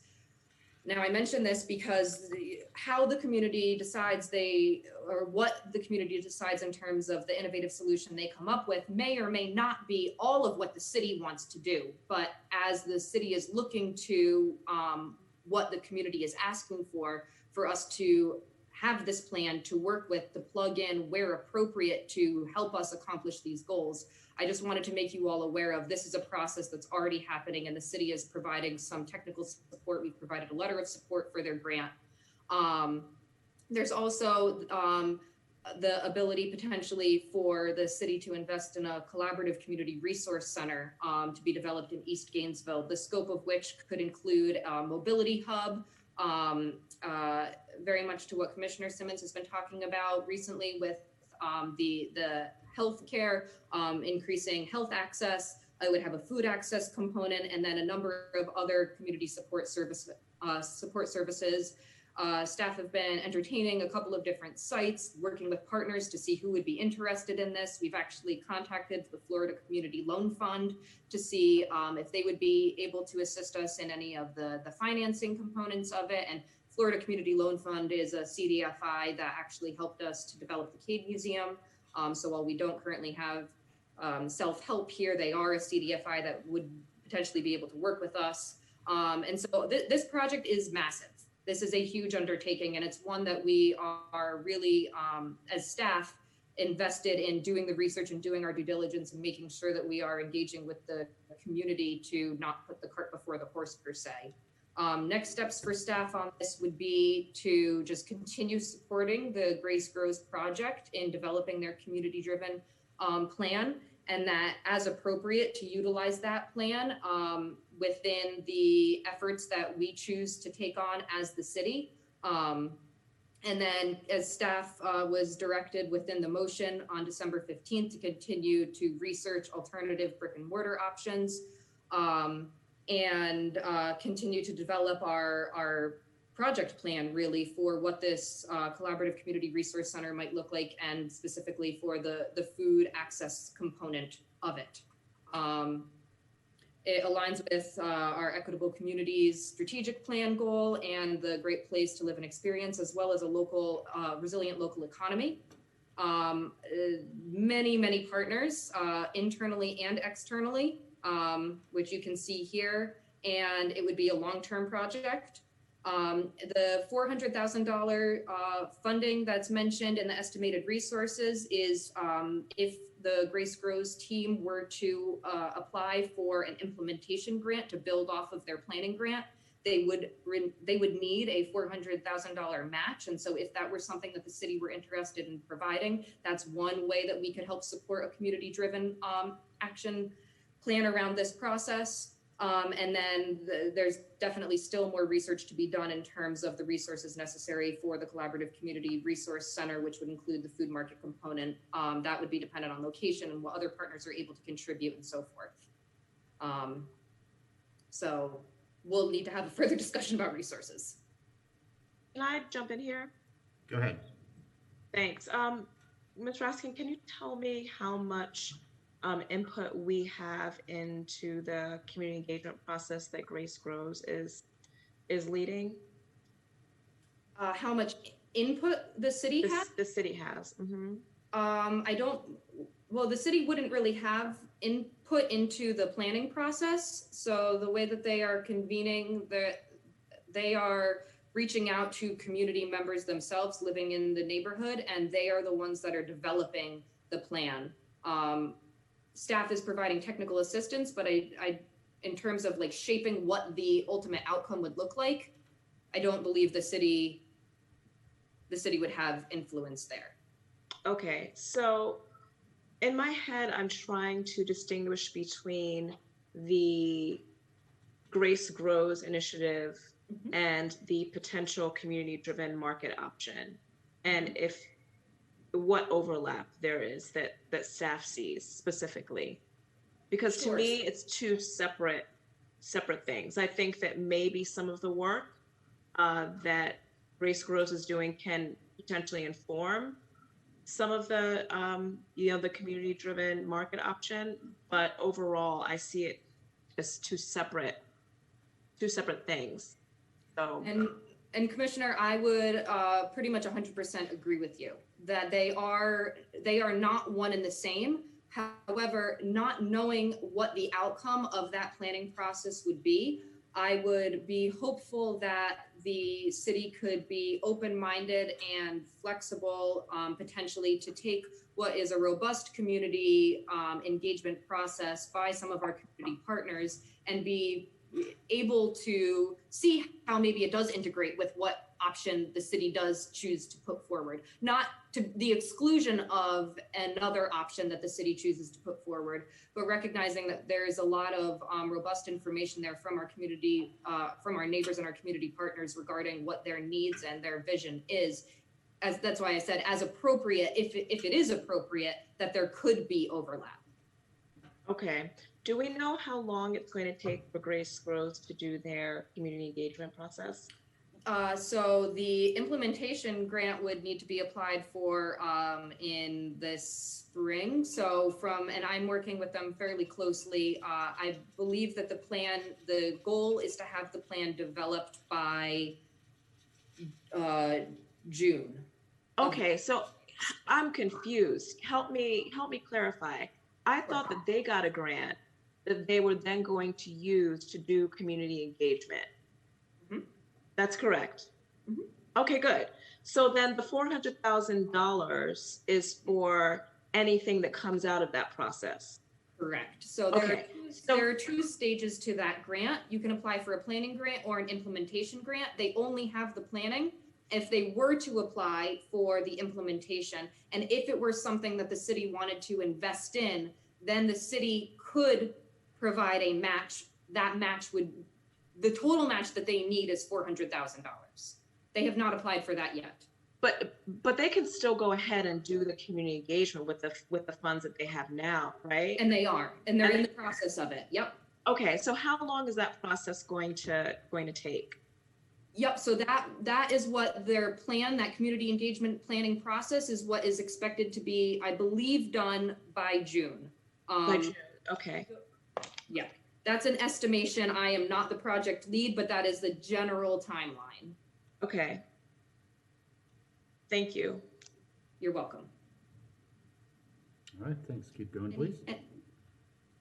Keep going? Okay, sure. Yeah, and just so, actually, Chris, just so everyone knows, we have to be out of here no later than 5:30.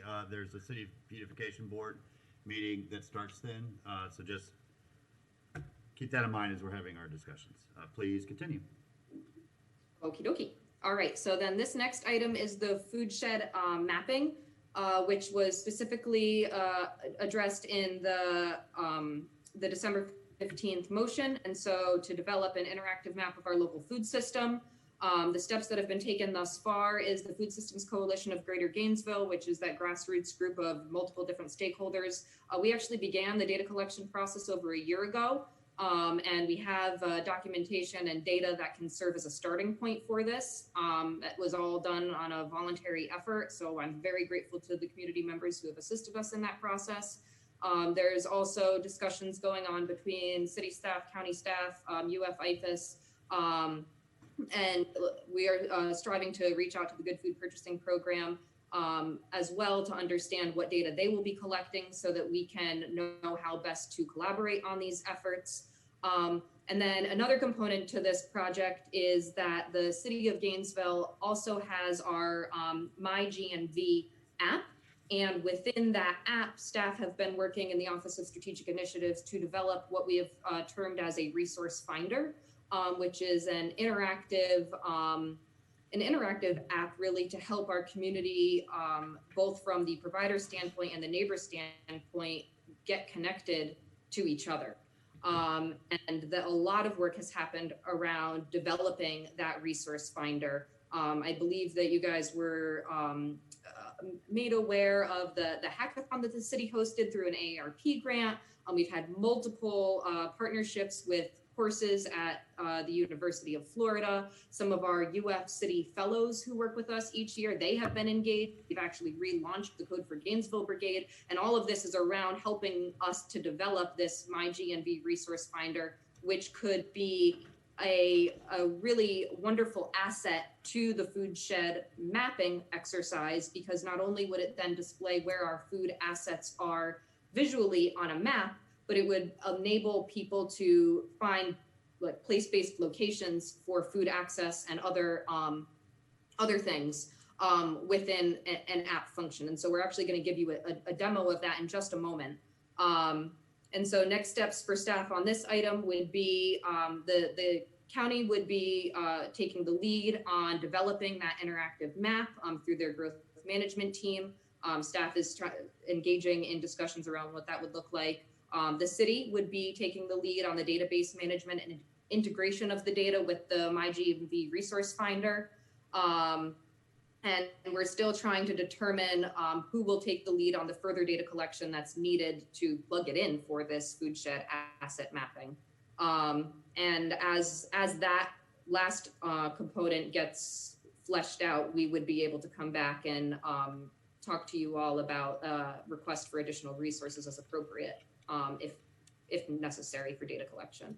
And so with that, I am going to stop sharing my screen because my colleague, Jacqueline Stetson from the Department or Office of Strategic Initiatives is going to give you a demo of our resource finder.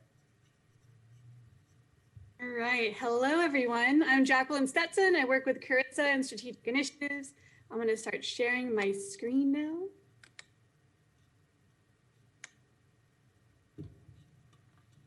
Let's move this little guy.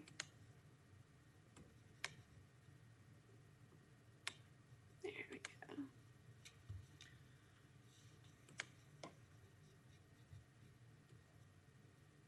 go. All right.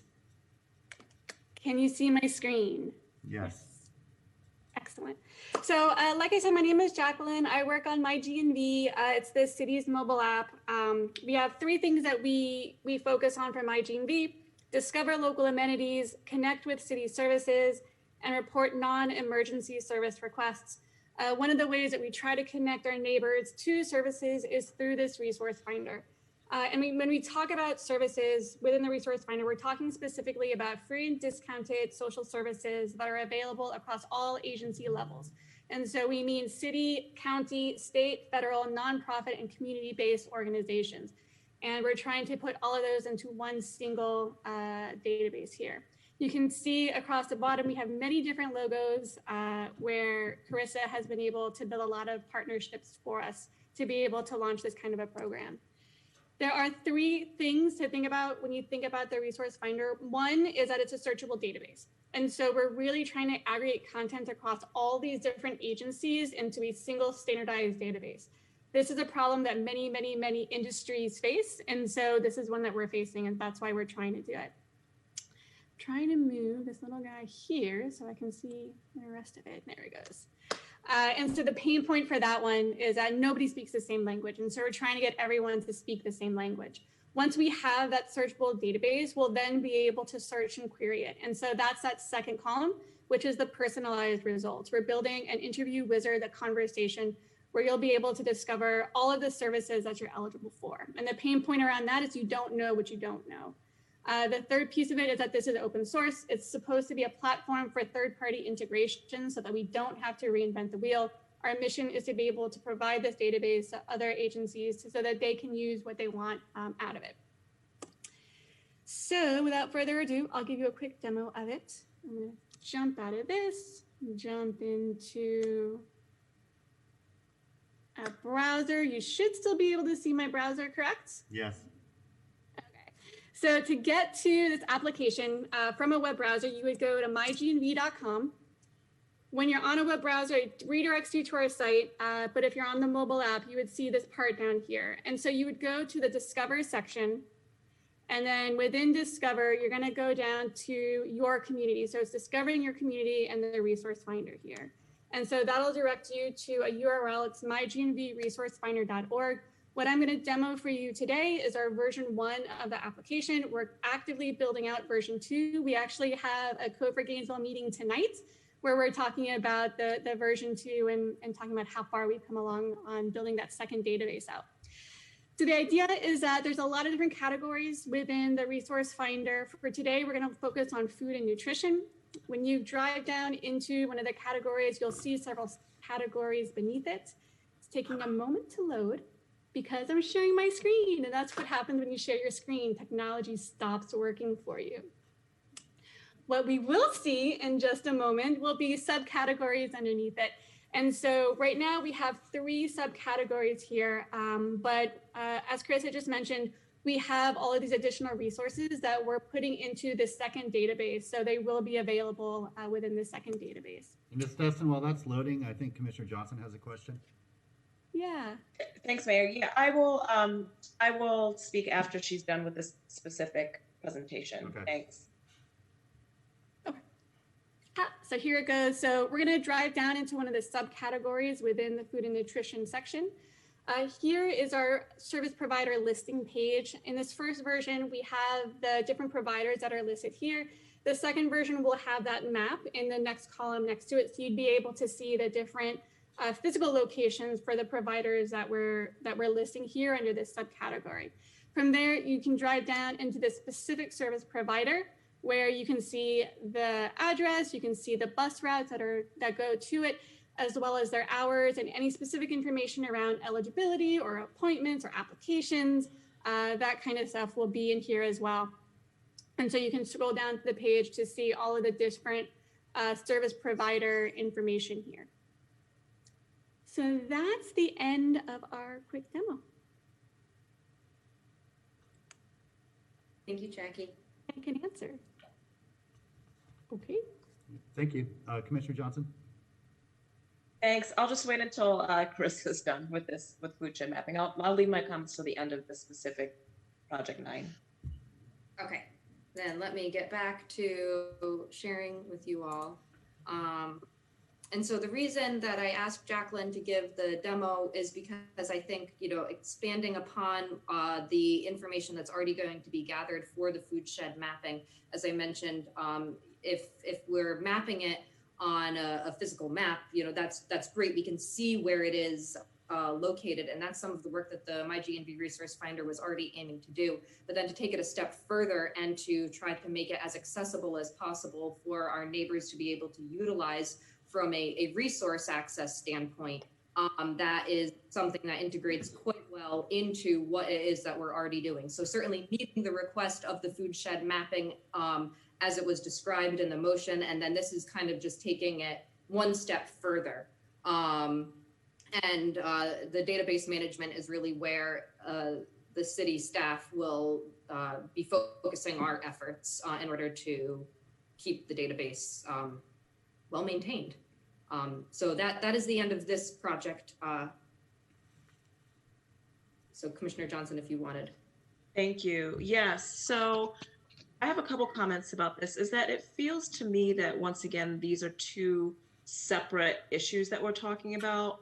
When I brought up the motion, it wasn't specifically, but my intention was that as 2 commissions and the people that are involved in the work, we'd have an understanding of what the food mapping looks like to make decisions. Like Commissioner Simmons brought up, like, what is the point of doing this food shed mapping, right? And to me, the point was for us to be able to see where the gaps are, and then to be able to make really informed decisions based upon that, right? So that's one aspect of it. The second aspect of it, which is, this going to step 2, is the forward facing and the public facing part of this.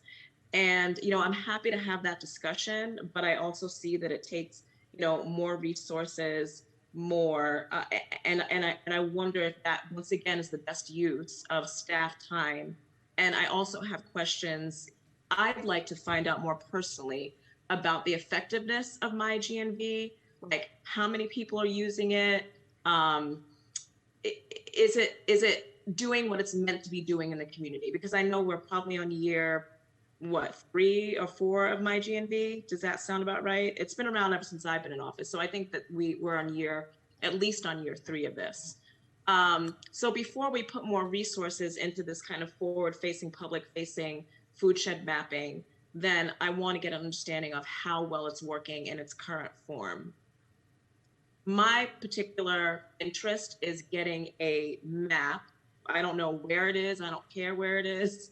But for me, it's about the commissions, the decision makers, and the people involved getting an understanding of the landscape of the food gaps in our county. So those are my thoughts. All right, thank you. Mr. Feldman? Yeah, I was just going to add, this effort, what we're calling food shed mapping, was started a while ago and was not in response to the motion that was at the joint meeting. That's a separate effort that we will be working with on the county. The county, I think, is taking the lead in terms of creating that map that was part of the motion. My understanding is they're looking to us to help populate the data on there, and we will be having a meeting with the county to try to establish who is doing what with regard to that map.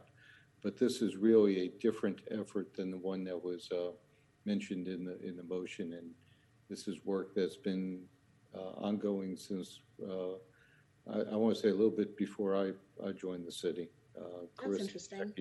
Jackie and Carissa can correct me on the timing.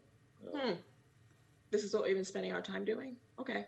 Well, we've been spending our time doing a lot of things. Yeah. But the idea of creating a resource tool for all of our neighbors, not just related to food, but related to other services that are out there in the community, has been a project that we've been working on for a while. It is it's related to food, but it's not solely related to food. Okay, that's good to know. Thank you. All right, please continue. All right. Okay, and then this item, this potential project number 10 is related to the Good Food Purchasing Program, as per the motion that was passed for the city to adopt and to encourage our fellow institutions to adopt. I included this in here because it is absolutely relevant to our food systems. And so our staff in strategic initiatives has had an initial call with the Good Food Purchasing Program representatives. We are working on the details of how they will engage with us and what our city involvement will look like, recognizing that the city has a very small procurement footprint in terms of how much food we purchase. Just understanding what our engagement with them and adoption will be. And those conversations are going well. We're also in the process of working with other stakeholders to have discussions around what value-based initiatives our partners, so our local farmers, our other institutions, how they see themselves moving towards improving our local food system through procurement policies. And that will help to inform how we encourage them to join us in our charge for the Good Food Purchasing Program. Next steps for staff, in the discussion with Good Food Purchasing, one of the things that they have recommended, and it's something that staff has already begun discussing, is this idea of creating a formal resolution as a call to action for our partners. And so essentially, that not just a letter of encouragement, but a resolution. And then working with our partners over at the county to develop and adopt what Good Food Purchasing Program is now kind of piloting in their own workings across the country as this cohort model, when more institutions in a community than just one institution want to engage in the program. They've started to adopt a practice around having a community-based approach. So we're working with them on what that will look like, and then again coordinating the data collection as they do an audit of the resources and the assets really in our food shed, making sure that we're integrating that data with the food shed mapping project so that we're not duplicating efforts, we're being as efficient as possible. And then potentially exploring the opportunity to put some of that data on our stat GNV data dashboard so that it's available to our community members and we're being as transparent as possible in sharing of information.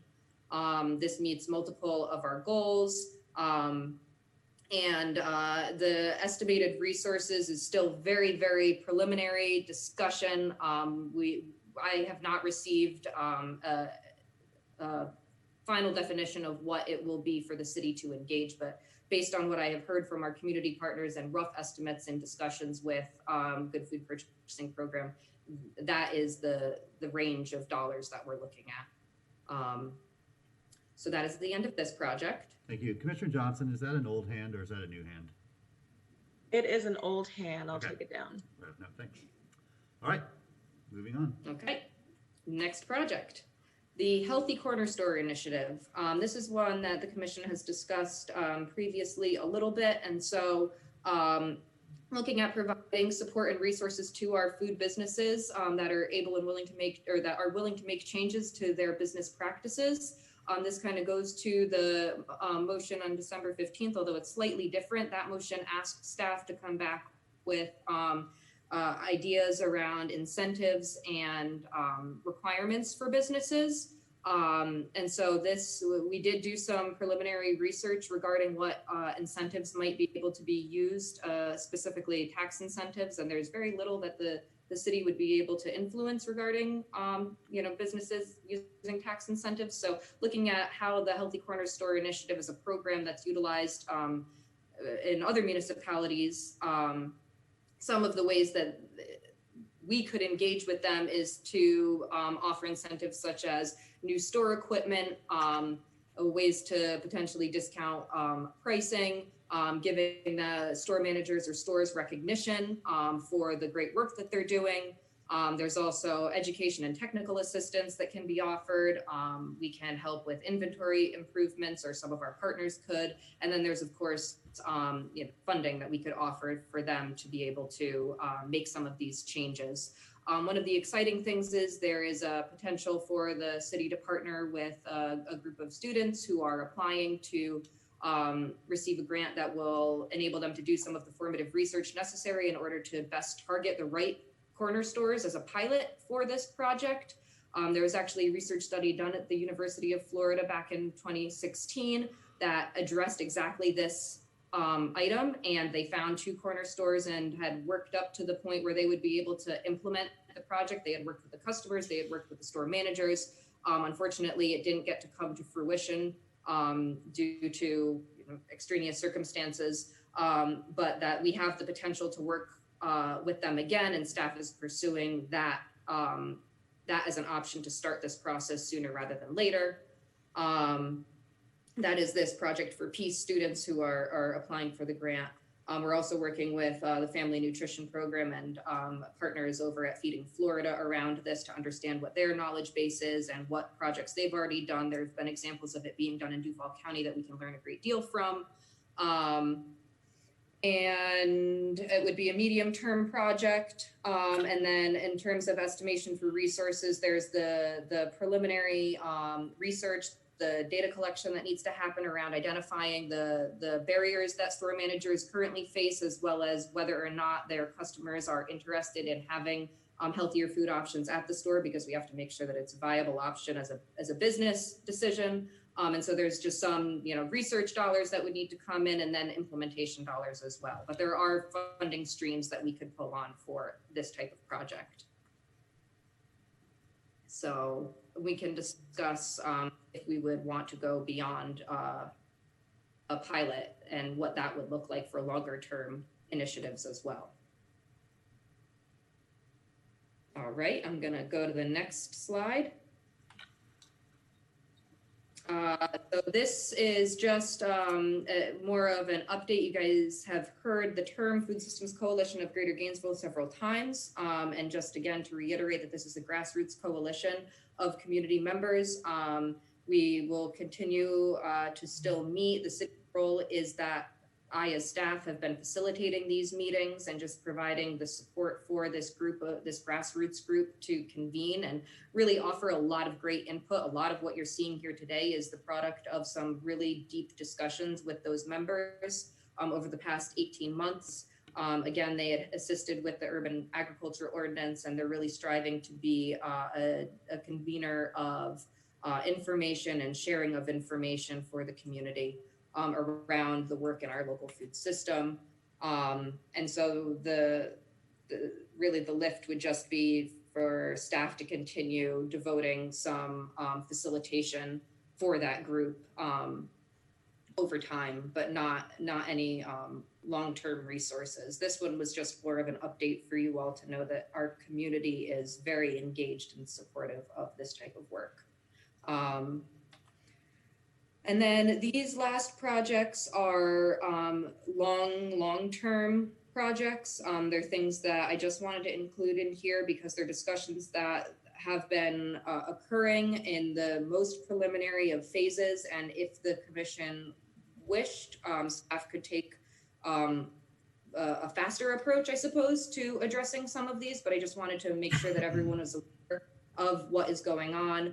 So with the county exploring opportunities for a pilot for a municipal composting project, staff at the city has been engaged in some of the discussions around expanding beyond the pilot project of our micro composting residential curbside pickup pilot project, and working with the county and University of Florida Program for Resource Efficient Communities, as well as our Farm to School program and others, at what it would look like to have a municipal composting site. And we've had staff visit a commercial scale composting facility in Lake Panasoffkee. More recently, I believe some of you commissioners may have been invited to that. I'm not sure if anyone was able to attend. But next steps are really for us to finish the curbside microcomposting project, and for us to just continue in conversations with the county as they are launching their pilot project, to just keep looking for opportunities for collaboration if this is something that the commission is interested in doing. Again, long-term project, multiple partners. So just wanted to keep this in your awareness. Another initiative that's also a long-term project is workforce development around our food systems. Another action agenda item is specifically focused on workforce development in the form of job creation and career training. And so though we do not necessarily employ food and beverage service providers here at the city, our ability to support them. And so there is an interagency committee focused on workforce development in general, but one also specific to food systems work. And currently we have put out a survey to our local businesses in the food, beverage, and hospitality sector to get a better understanding of what their challenges are around hiring, because we want to make sure that if we are investing in workforce development programs, that we are doing so for career pathways that actually have jobs waiting for them afterwards. It would be not the best use of our resources to invest in pipelines and training people for jobs that don't exist in Gainesville, because then all of our resources are going to end up leaving Gainesville. And so working with our local businesses to understand what are the recruitment, retention, and training challenges that they experience, and then as the city is able to support the job creation and career development programs through our own initiatives, that is where this area, this project focuses on.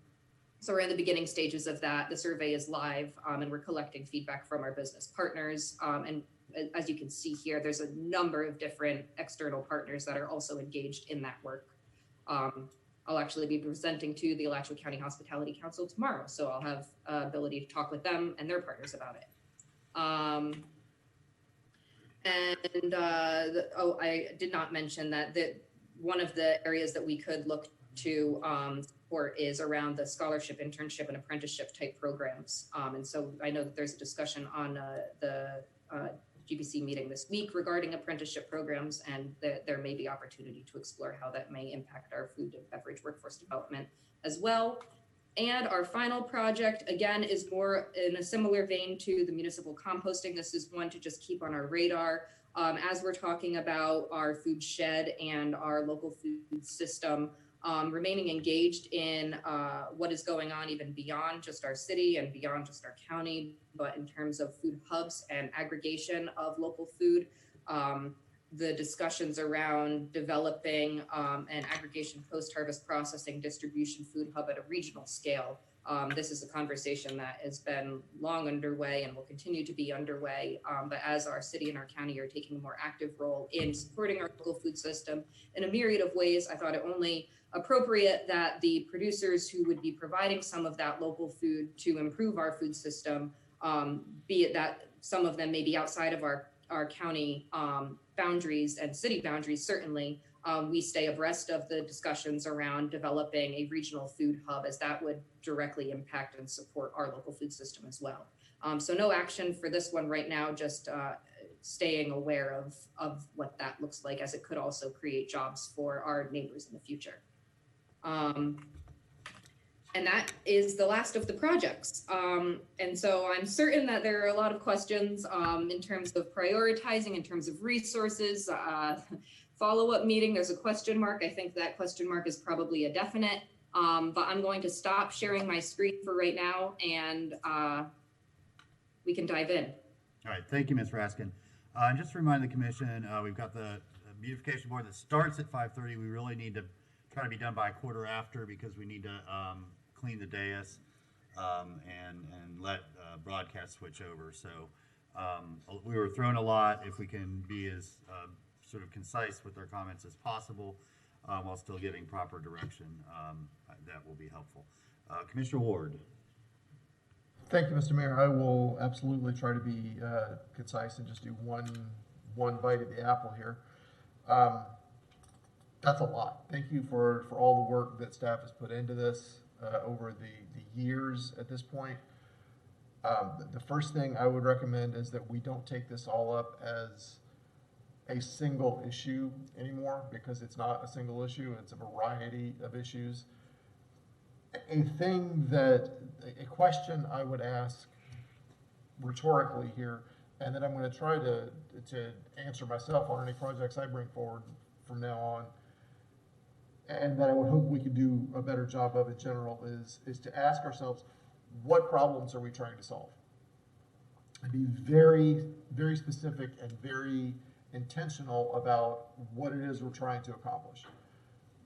Because, again, this is a lot. This is a whole bunch of stuff that probably solves a dozen or more different problems. When I think about food issues in our city, the problem that I think we're trying to solve, first and foremost, is to get healthy food into the kitchens and tables, onto the tables of people who don't have access to healthy food, whether that's for economic reasons or geographic reasons or education reasons or whatever the reasons are, that we're trying to get more and more affordable healthy food onto the tables of people who don't have access to it right now. Obviously, we want to support the whole food chain from farming to processing to sales to preparation and everything in there and all the jobs that go with that. But my first concern is getting good, healthy food onto people's tables. With that in mind, there's a whole lot to discuss here. I would say, and I'll try to go through these bit by bit. The food shed mapping, and by the way, food shed is an interesting term for me. I understand what you're saying, but I keep picturing this this old beat up building out back, where we keep the food. And I know that's not what you're talking about, but that's what I visualize every time I say food shed. I think that is a terrific item, but all the pieces of it, both getting the data collected and together in a way that it's usable for decision makers and for people who need the food, collecting and offering a system where people can get access to the information about where the food is and how to make decisions regarding that top to bottom, I think is a priority. I love the Healthy Corner store idea. There are existing stores across the community. They may not be offering, they're probably not offering in a lot of cases, the kind of fresh food that we would like them to be. I think there's opportunity, though, for us to partner in various ways with existing stores, whether that's through us literally buying shelf space and coordinating with distributors for healthy food in those locations in a way that works for the store and works for the neighborhood, or whatever other ideas there are. I would rather use existing venues than try to recreate the wheel. And I think there's opportunity for that. So number 11 is, I think, something that could pay dividends in a hurry for us, that could get people fed faster than most of the other items we're talking about. Mobile farm stands, number 5. In the same vein, let's get food to people. If people have a problem with getting to the store, let's bring the store to the people. Let's get it in parks and in schools and in other places where we could set up on a revolving basis a smaller version of a farmer's market that is very targeted to the needs of the people in the neighborhood. I think that's a huge opportunity for us. Let's see, number 12, I like the group getting together. I'm a little bit concerned about the city taking a lead on it. I would kind of prefer the county lead a food system coalition than the city lead it, just because it needs to be bigger than the city. And I don't know the detail of it beyond what we were doing a couple of years ago, but I really would like the county to be the lead agency on that, so to speak. Number 15, the regional food hub. That sounds like an opportunity, a rare opportunity for us to work hand in hand with our legislative delegation and even with our congressional representative, because it speaks to rural issues that are much more likely to be the kind of things that they like to work on. So maybe that's a bridge we might be able to build that could bear fruit in other ways as well. But I think there's great opportunity there. It's a big item. It's not going to happen quickly, but it's something that all government agencies from the city all the way to DC could work together on, and we really ought to see how we can make that something that goes on our legislative priorities list next time it comes around. Just food for thought later down the road. And I'm noticing that I use a whole lot of food items in my conversation here. Food for thought, etc. Number 3, the orchards and groves and such. I think it's a great idea in theory, but I'll tell you one thing that always gives me pause about this. I love the idea, don't get me wrong, love the idea. But, and I'm not the only person who's noticed this, people have brought it to my attention before. Every year when the loquats come into season, they're everywhere, right? I mean, they're loquat, I don't know if they're bushes or trees or how we think about it, but they overhang sidewalks all over Gainesville and drop the fruit, and people walk right past it. And I have seen a small number of people take advantage of it, but very, very few over the years. That is food that's out there, that exists, that people just walk right past. So I think there's going to need to be a tremendous education effort to let people know that these are not just pretty trees, but yes, we encourage you to take the food that's there. Otherwise, I think it's going to be really great for our local varmint community and not so much for our people community. We've got to have a very intentional effort to tell people, yes, we want you to eat this food. The loquat thing really gives me pause over the years.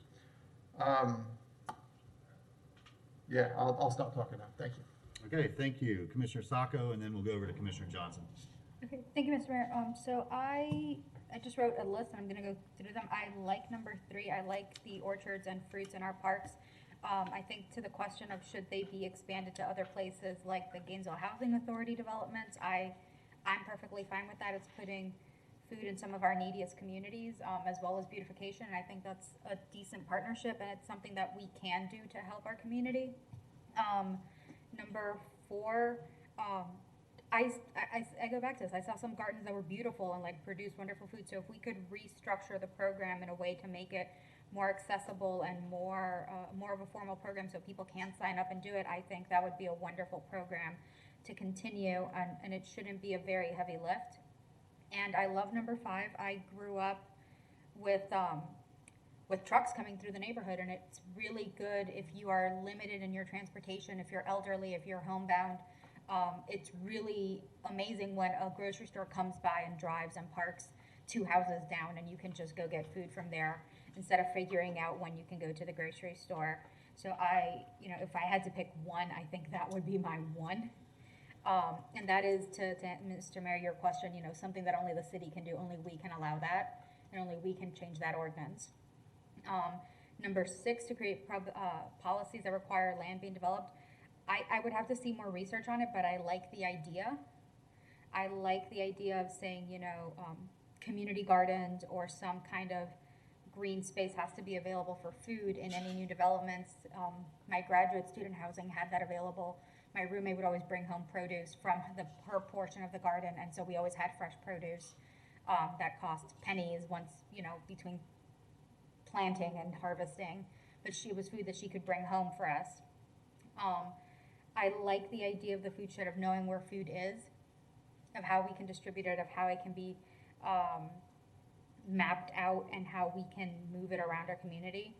So I think that number 10 on the good food purchasing program, even though we have a very small footprint, a resolution encouraging those who have a much larger footprint to participate is something that we can do and encourage our community builders to do. And the last one is to the healthy grocery stores to implement some kind of grant or incentive program so that these corner stores, as Commissioner Ward said, that already exist, can offer some of that food. And so it comes back again to, how do you make it accessible? And if I already have a corner store, it just doesn't have everything I need, maybe adding some incentive so that it does have greener, healthier food is all that can make a world of difference without having to do everything else or figure out how to get to a bigger store or build a bigger store, because development and construction is a lot harder than putting it into a store that already exists. So those are mine. I tried to speed through. Thank you. Thank you very much, Commissioner Johnson. Oh, thanks, Mayor. I am going to go quickly through the ones that I love. So the edible groves, I think, is a great idea.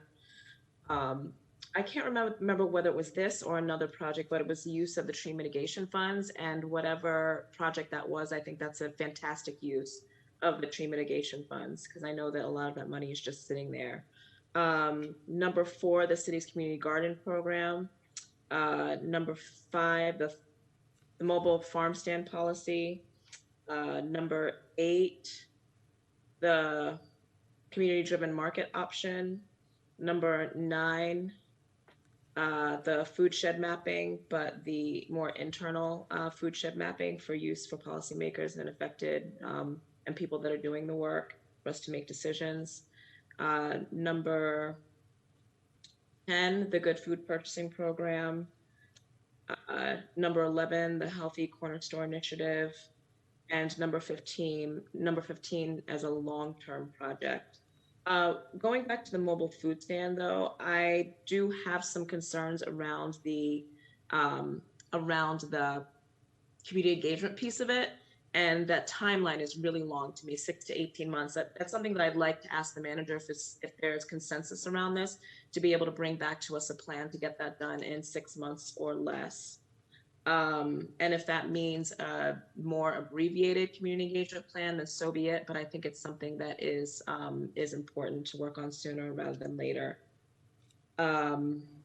And also, I want to thank staff for working on this, really good ideas. I think there are also some, I'm of the mindset of what, Commissioner Ward mentioned, is that my primary goal is to, as he said, be able to get food in the hands of and on the tables of people, especially in our underserved areas. So to that end, what I'm going to ask is that, we have the meeting tomorrow, but there are also some additional ideas. So this deserves a large discussion. We have like 13 more minutes left and other people need to speak. So I think we should continue this conversation. I'm going to ask that we continue this conversation in a general policy meeting. And I'd also like to bring some additional ideas to the table for all of us to consider at that meeting. And that's it. Thank you. Great. Thank you, Commissioner. Up next, we have Commissioner Santos. Thank you, Mr. Mayor. As far as the goal, I agree with Commissioner Johnson and Commissioner Ward on kind of the goal of what we should be looking for. I love the idea of groves, of edible groves, though I've been to other cities and even in our city at times too, of just rotting fruit in certain areas. So I think we have to be very deliberate on where we put them and where they're located, because they can cause issues outside of that.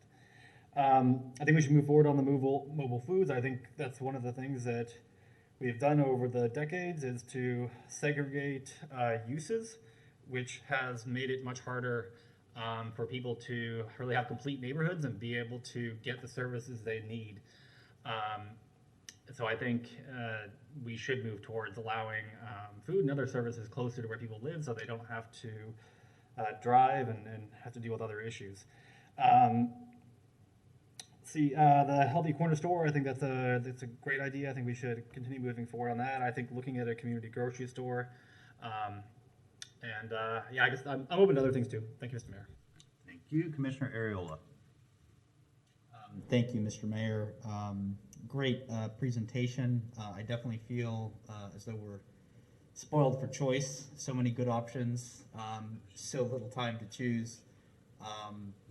So I'm just going to list the projects that jumped out to me. The small-scale mobile farm, the establishment of an innovative food access market, the database for food shed assets, the participation in the Good Food Purchasing Program. I think that's important, particularly if we can encourage the university and other groups to do the same. Number 11, which was to implement the grant programs to support small markets and convenience stores. There's obviously a lot of thought has to go into how that shakes out. And then workforce development and entrepreneurship opportunities. I think that's a really fantastic idea. And then you all are going to continue to remain engaged, which was the last one with the different partners. There's really a lot here. I think sort of more high-level thinking. I was keeping track of sort of how many of these things are short, medium, and long-term. And it seems like there's definitely sort of a majority of these are 6 to 18 month. So I think we should try to figure out which one of those are more towards the longer term, which one of those are more towards the shorter term, but that, we would have to sort of give our input to see which one is worth y'all's time and which one has the support to continue going forward. So I will let those projects that I mentioned stand out for me, although there's a whole number of them, especially since so many of them are defined. There was only really a handful that didn't have definitions on what the next steps would be. So I'm naturally more inclined to go towards projects that have definitive next steps. And the long-term projects, I think, can stay on the back burner while we sort out the medium-term and short-term projects. And I will, just as an anecdote, mention while I was walking the neighborhoods, I did once walk by a loquat stand, and was I didn't have change on me, so I had to buy in bulk, and it was a pretty lucrative day for the young entrepreneur, I would say. Thank you very much. Y'all have a Commissioner Santos, back to you. Yeah, thank you, Mr. Mayor. I missed one thing. Just on number 7, the food waste reduction campaign, and number 13, municipal composting. Those are both items that we're discussing in the zero waste subcommittee, and we'll be bringing back recommendations to the commission in the coming months. Okay, excellent, thanks. Commissioner Simmons. Thank you, Mayor. I just wanted to add that number 5, I think I didn't mention number 5 previously. No, I'm sorry, number 6, the mobile farm stand. So I'm in total agreement with 3, 4, 5, 6, 7, and also the convenience stores, number 11. I think that's a great idea. Thank you. Okay, thank you, everybody. Thank you, especially Ms. Raskin, and everybody that's put work into this. So my inclination, I'm fine with Commissioner Johnson's suggestion that we bring this back to the General Policy Committee for a little bit more discussion. I don't want to sort of relitigate everything we just did, but I think there are a few items that need to be pulled out from the big list and really explored, especially some of those towards the end that are longer term projects. My preference would be to move forward with the sort of one-time actions and knock those out. So to me, that's 3, 5, and 6. Those are really sort of city code issues. Go in, change the code, and allow those items to start developing. Just basically taking away the barriers that the city has erected, and once we remove those barriers, then I think you'll start to see those start to be implemented. You know, I to share an anecdote with you. My anecdote is actually Commissioner Henry's anecdote, but I remember him on the commission telling us stories about being a young boy, and I forget where it was. I forget the city, but it was one of those sort of idyllic East Coast Florida cities that wasn't, you know, quite blown out and overdeveloped when he was young. And they planted mango trees along all of the sort of main streets. And he said, as a boy, that was one of his fondest memories when the mangoes were in season and ripe, just walking down and picking one of those fresh mangoes and sort of peeling it away and just biting into it. You know, he couldn't wait. And so I do think there's a lot of opportunity. I know, like, the loquat trees out at Santa Fe College get stripped bare by the students the minute they're in season. They, in fact, get on each other's shoulders. I think there's some risk and avoidance that is not happening. But anyway, bees, yeah, tell people about bees. I'm cool with that. The food pantry fridge thing, I think that's a chamber job. Chamber knows that the people that are both the donors and the recipients that would be in need are all part of the chamber, and that's a perfect thing for them to do, to find those two and put them together. They have the listservs and the means to do that. What I wrote on many of these is I need to see a more granular formalization of the partnerships. Like, so Ms. Raskin listed like potential partners, but I don't know what that means, and I don't know what role each one is playing. And when I read this, I get very concerned that the city is taking all this on. So I wrote sort of, you know, where is the county in all this? On a few of them, that it's mentioned that they are a partner. Are they the lead? What about UF and IFAS and you know, private, you know, like working food, or, you know, where are they formally a partner? That to me is where some staff work needs to go in and really defining and then formalizing the partnerships and who is going to do what. That's going to give me a lot more confidence in that we're not overcommitting ourselves and we're not committing ourselves to capacity that doesn't exist within our staff. Yeah, I'm excited about the composting and food waste reduction thing, and I think you know, if the commission's okay, just letting zero waste sort of take those on to allow us to focus on some of the other things, I have confidence that they can come back with a really good recommendation, and I think that's going to have to dovetail with our solid waste contract that we have coming up as well. So the timing is good for that. So then the community market and the sort of healthy food in, we'll call it convenience stores. It doesn't have to be exclusive to convenience stores. Those are heavy lifts. I know that I think it's important that we move forward with those, but that's one of those things where I really want to go slower and allow our staff and the community to work on how exactly that can happen and be successful in Gainesville. Because you only get one shot. If we try it and it doesn't work, I don't think that we're going to get a second chance. And so I really want to be deliberate and intentional with how we do that. Workforce development, I'm just not seeing why the city would take a lead on that. We have Eastside with the culinary arts program. We have Santa Fe, who is basically willing to pick up any challenge. If there's an unmet workforce need, Santa Fe will take it up if we ask them. Also, I don't know. I mean, I worked for 10 years in that industry, and it always seemed to me like an industry where you could get in with very low skills at an entry-level position and then work your way up and sort of get trained. And so, you know, I for a time, I was a pot scrubber. I didn't realize there was a position beneath dishwasher, but there is. And it's the guy who scrubs the pots and the burnt-on pans. And with steel wool, my fingers were well, I couldn't have been fingerprinted. And so that's something I just don't, like, if there really is an unmet need, then great. I'd love to hear that from the industry, but I'm just not seeing us as being the ones that they're going to close that gap. I think there are others that can do a better job of that. So yeah, I that's what. Oh, and the last thing, I want to reach out if we can have T.J. Harrington reach out to Harry Glenn, our federal lobbyist, after the transition is complete. I think the focus of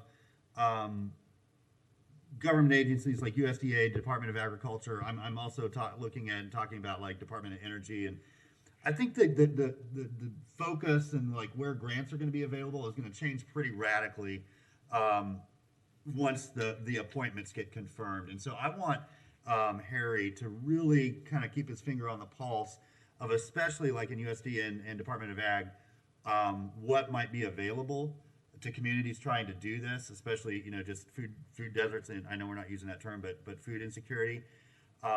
So we can apply for some of those as the departments sort of transform to meet the new administration's priorities and agenda. And so, Mr. Manager, without objection, if you can ask TJ and Harry to have a conversation, if you want to include me in that conversation, if you feel it's important, then I'm happy to as well. But I think you get the intention.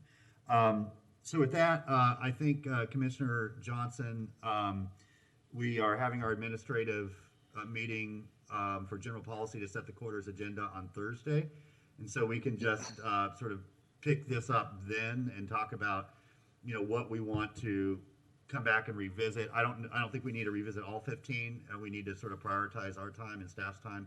And so we can figure that out at that meeting, you know, what we really need to get in front of us for, you know, discussion and approval first, and then, you know, what we would want staff to come back to us with a little bit further down the road as they're ready, if that sounds reasonable. So with that, let's go ahead and turn it over to Adam for any members of the public that would like to make any comments. Thank you, Mr. Mayor. We have one speaker, Mr. Nathan Scott. Mr. Scott, if you're ready, you have 3 minutes. Yes, good evening, Commissioners. Nathan Scott. So I want to echo what Mayor Poe said in a rare moment of bipartisanship. I do agree with him wholeheartedly. I share his concern about the city undertaking all these items, or the majority of these items, or some of these items, all on the city's shoulders, notwithstanding funding, resources, recurring funding, and the like. So again, we can find common ground on issues. That's one of them. Because again, the city has fiscal challenges. It needs to be fiscally responsible and doesn't have unlimited money, taxpayer money, and resources to spend on everything. I am in support of the community gardens. I do not support forcing that onto developers, though. I think community gardens are good. People can partake. Actually, University of Florida has a community garden, or did have. I'm in support of the fruit trees. I think another example of that could be, instead of having the pots in front of City Hall, you could fill those in and probably grow some citrus right there, which would attract people downtown. I have a concern about the ongoing fertilization and resources associated with fruit trees, and also the commission probably hasn't thought about this, but if you have a fruit tree, what happens if you have some entrepreneurial kids or just greedy people, and they take all the fruit from the tree and go sell it, and there's no fruit left for anyone else. So that's equal concern. I am not in favor of a taxpayer-funded grocery store. I don't think that's the role of city government. I am sympathetic to food insecurity and the need to address that, but you know, I don't think it's the role of city government to spend taxpayer money to have a grocery store. That's for Publix, Winn-Dixie, and entrepreneurs. And then finally, I know that the county is spending a lot of time and effort to map the food things. I mean, you know, has anyone looked at Google Maps? Because the majority of that information is right there. So it seems like the county may be reinventing the wheel. I know it's a useful tool. I guess the commission said it needs a food map to make decisions. You know, information's out there without having to go recompile it, if you will. And finally, I think the city should leverage the University of Florida, Santa Fe, and other resources, including the county, because again, the city doesn't have unlimited taxpayer money, and every meeting you're making more and more additional recurring commitments of that money, which doesn't benefit everyone involved and just raises taxes. Thank you. Thank you, Mr. Scott. That concludes all of the contributions by the public on our lines. Mr. Mayor, the floor is yours. All right, thank you very much. Thanks for calling in. And good discussion. Again, Ms. Raskin, thank you for all the work you've done on this. And, I know you're one of many, but this was really helpful today to, catch us all up on what you all been working on and what we still have ahead of us. So much appreciated. We'll talk Thursday about which of these specific items we take up next and sort of give some more formal direction to staff so they know, what we want them to prioritize moving forward. So with that, no further business before the board. We are adjourned.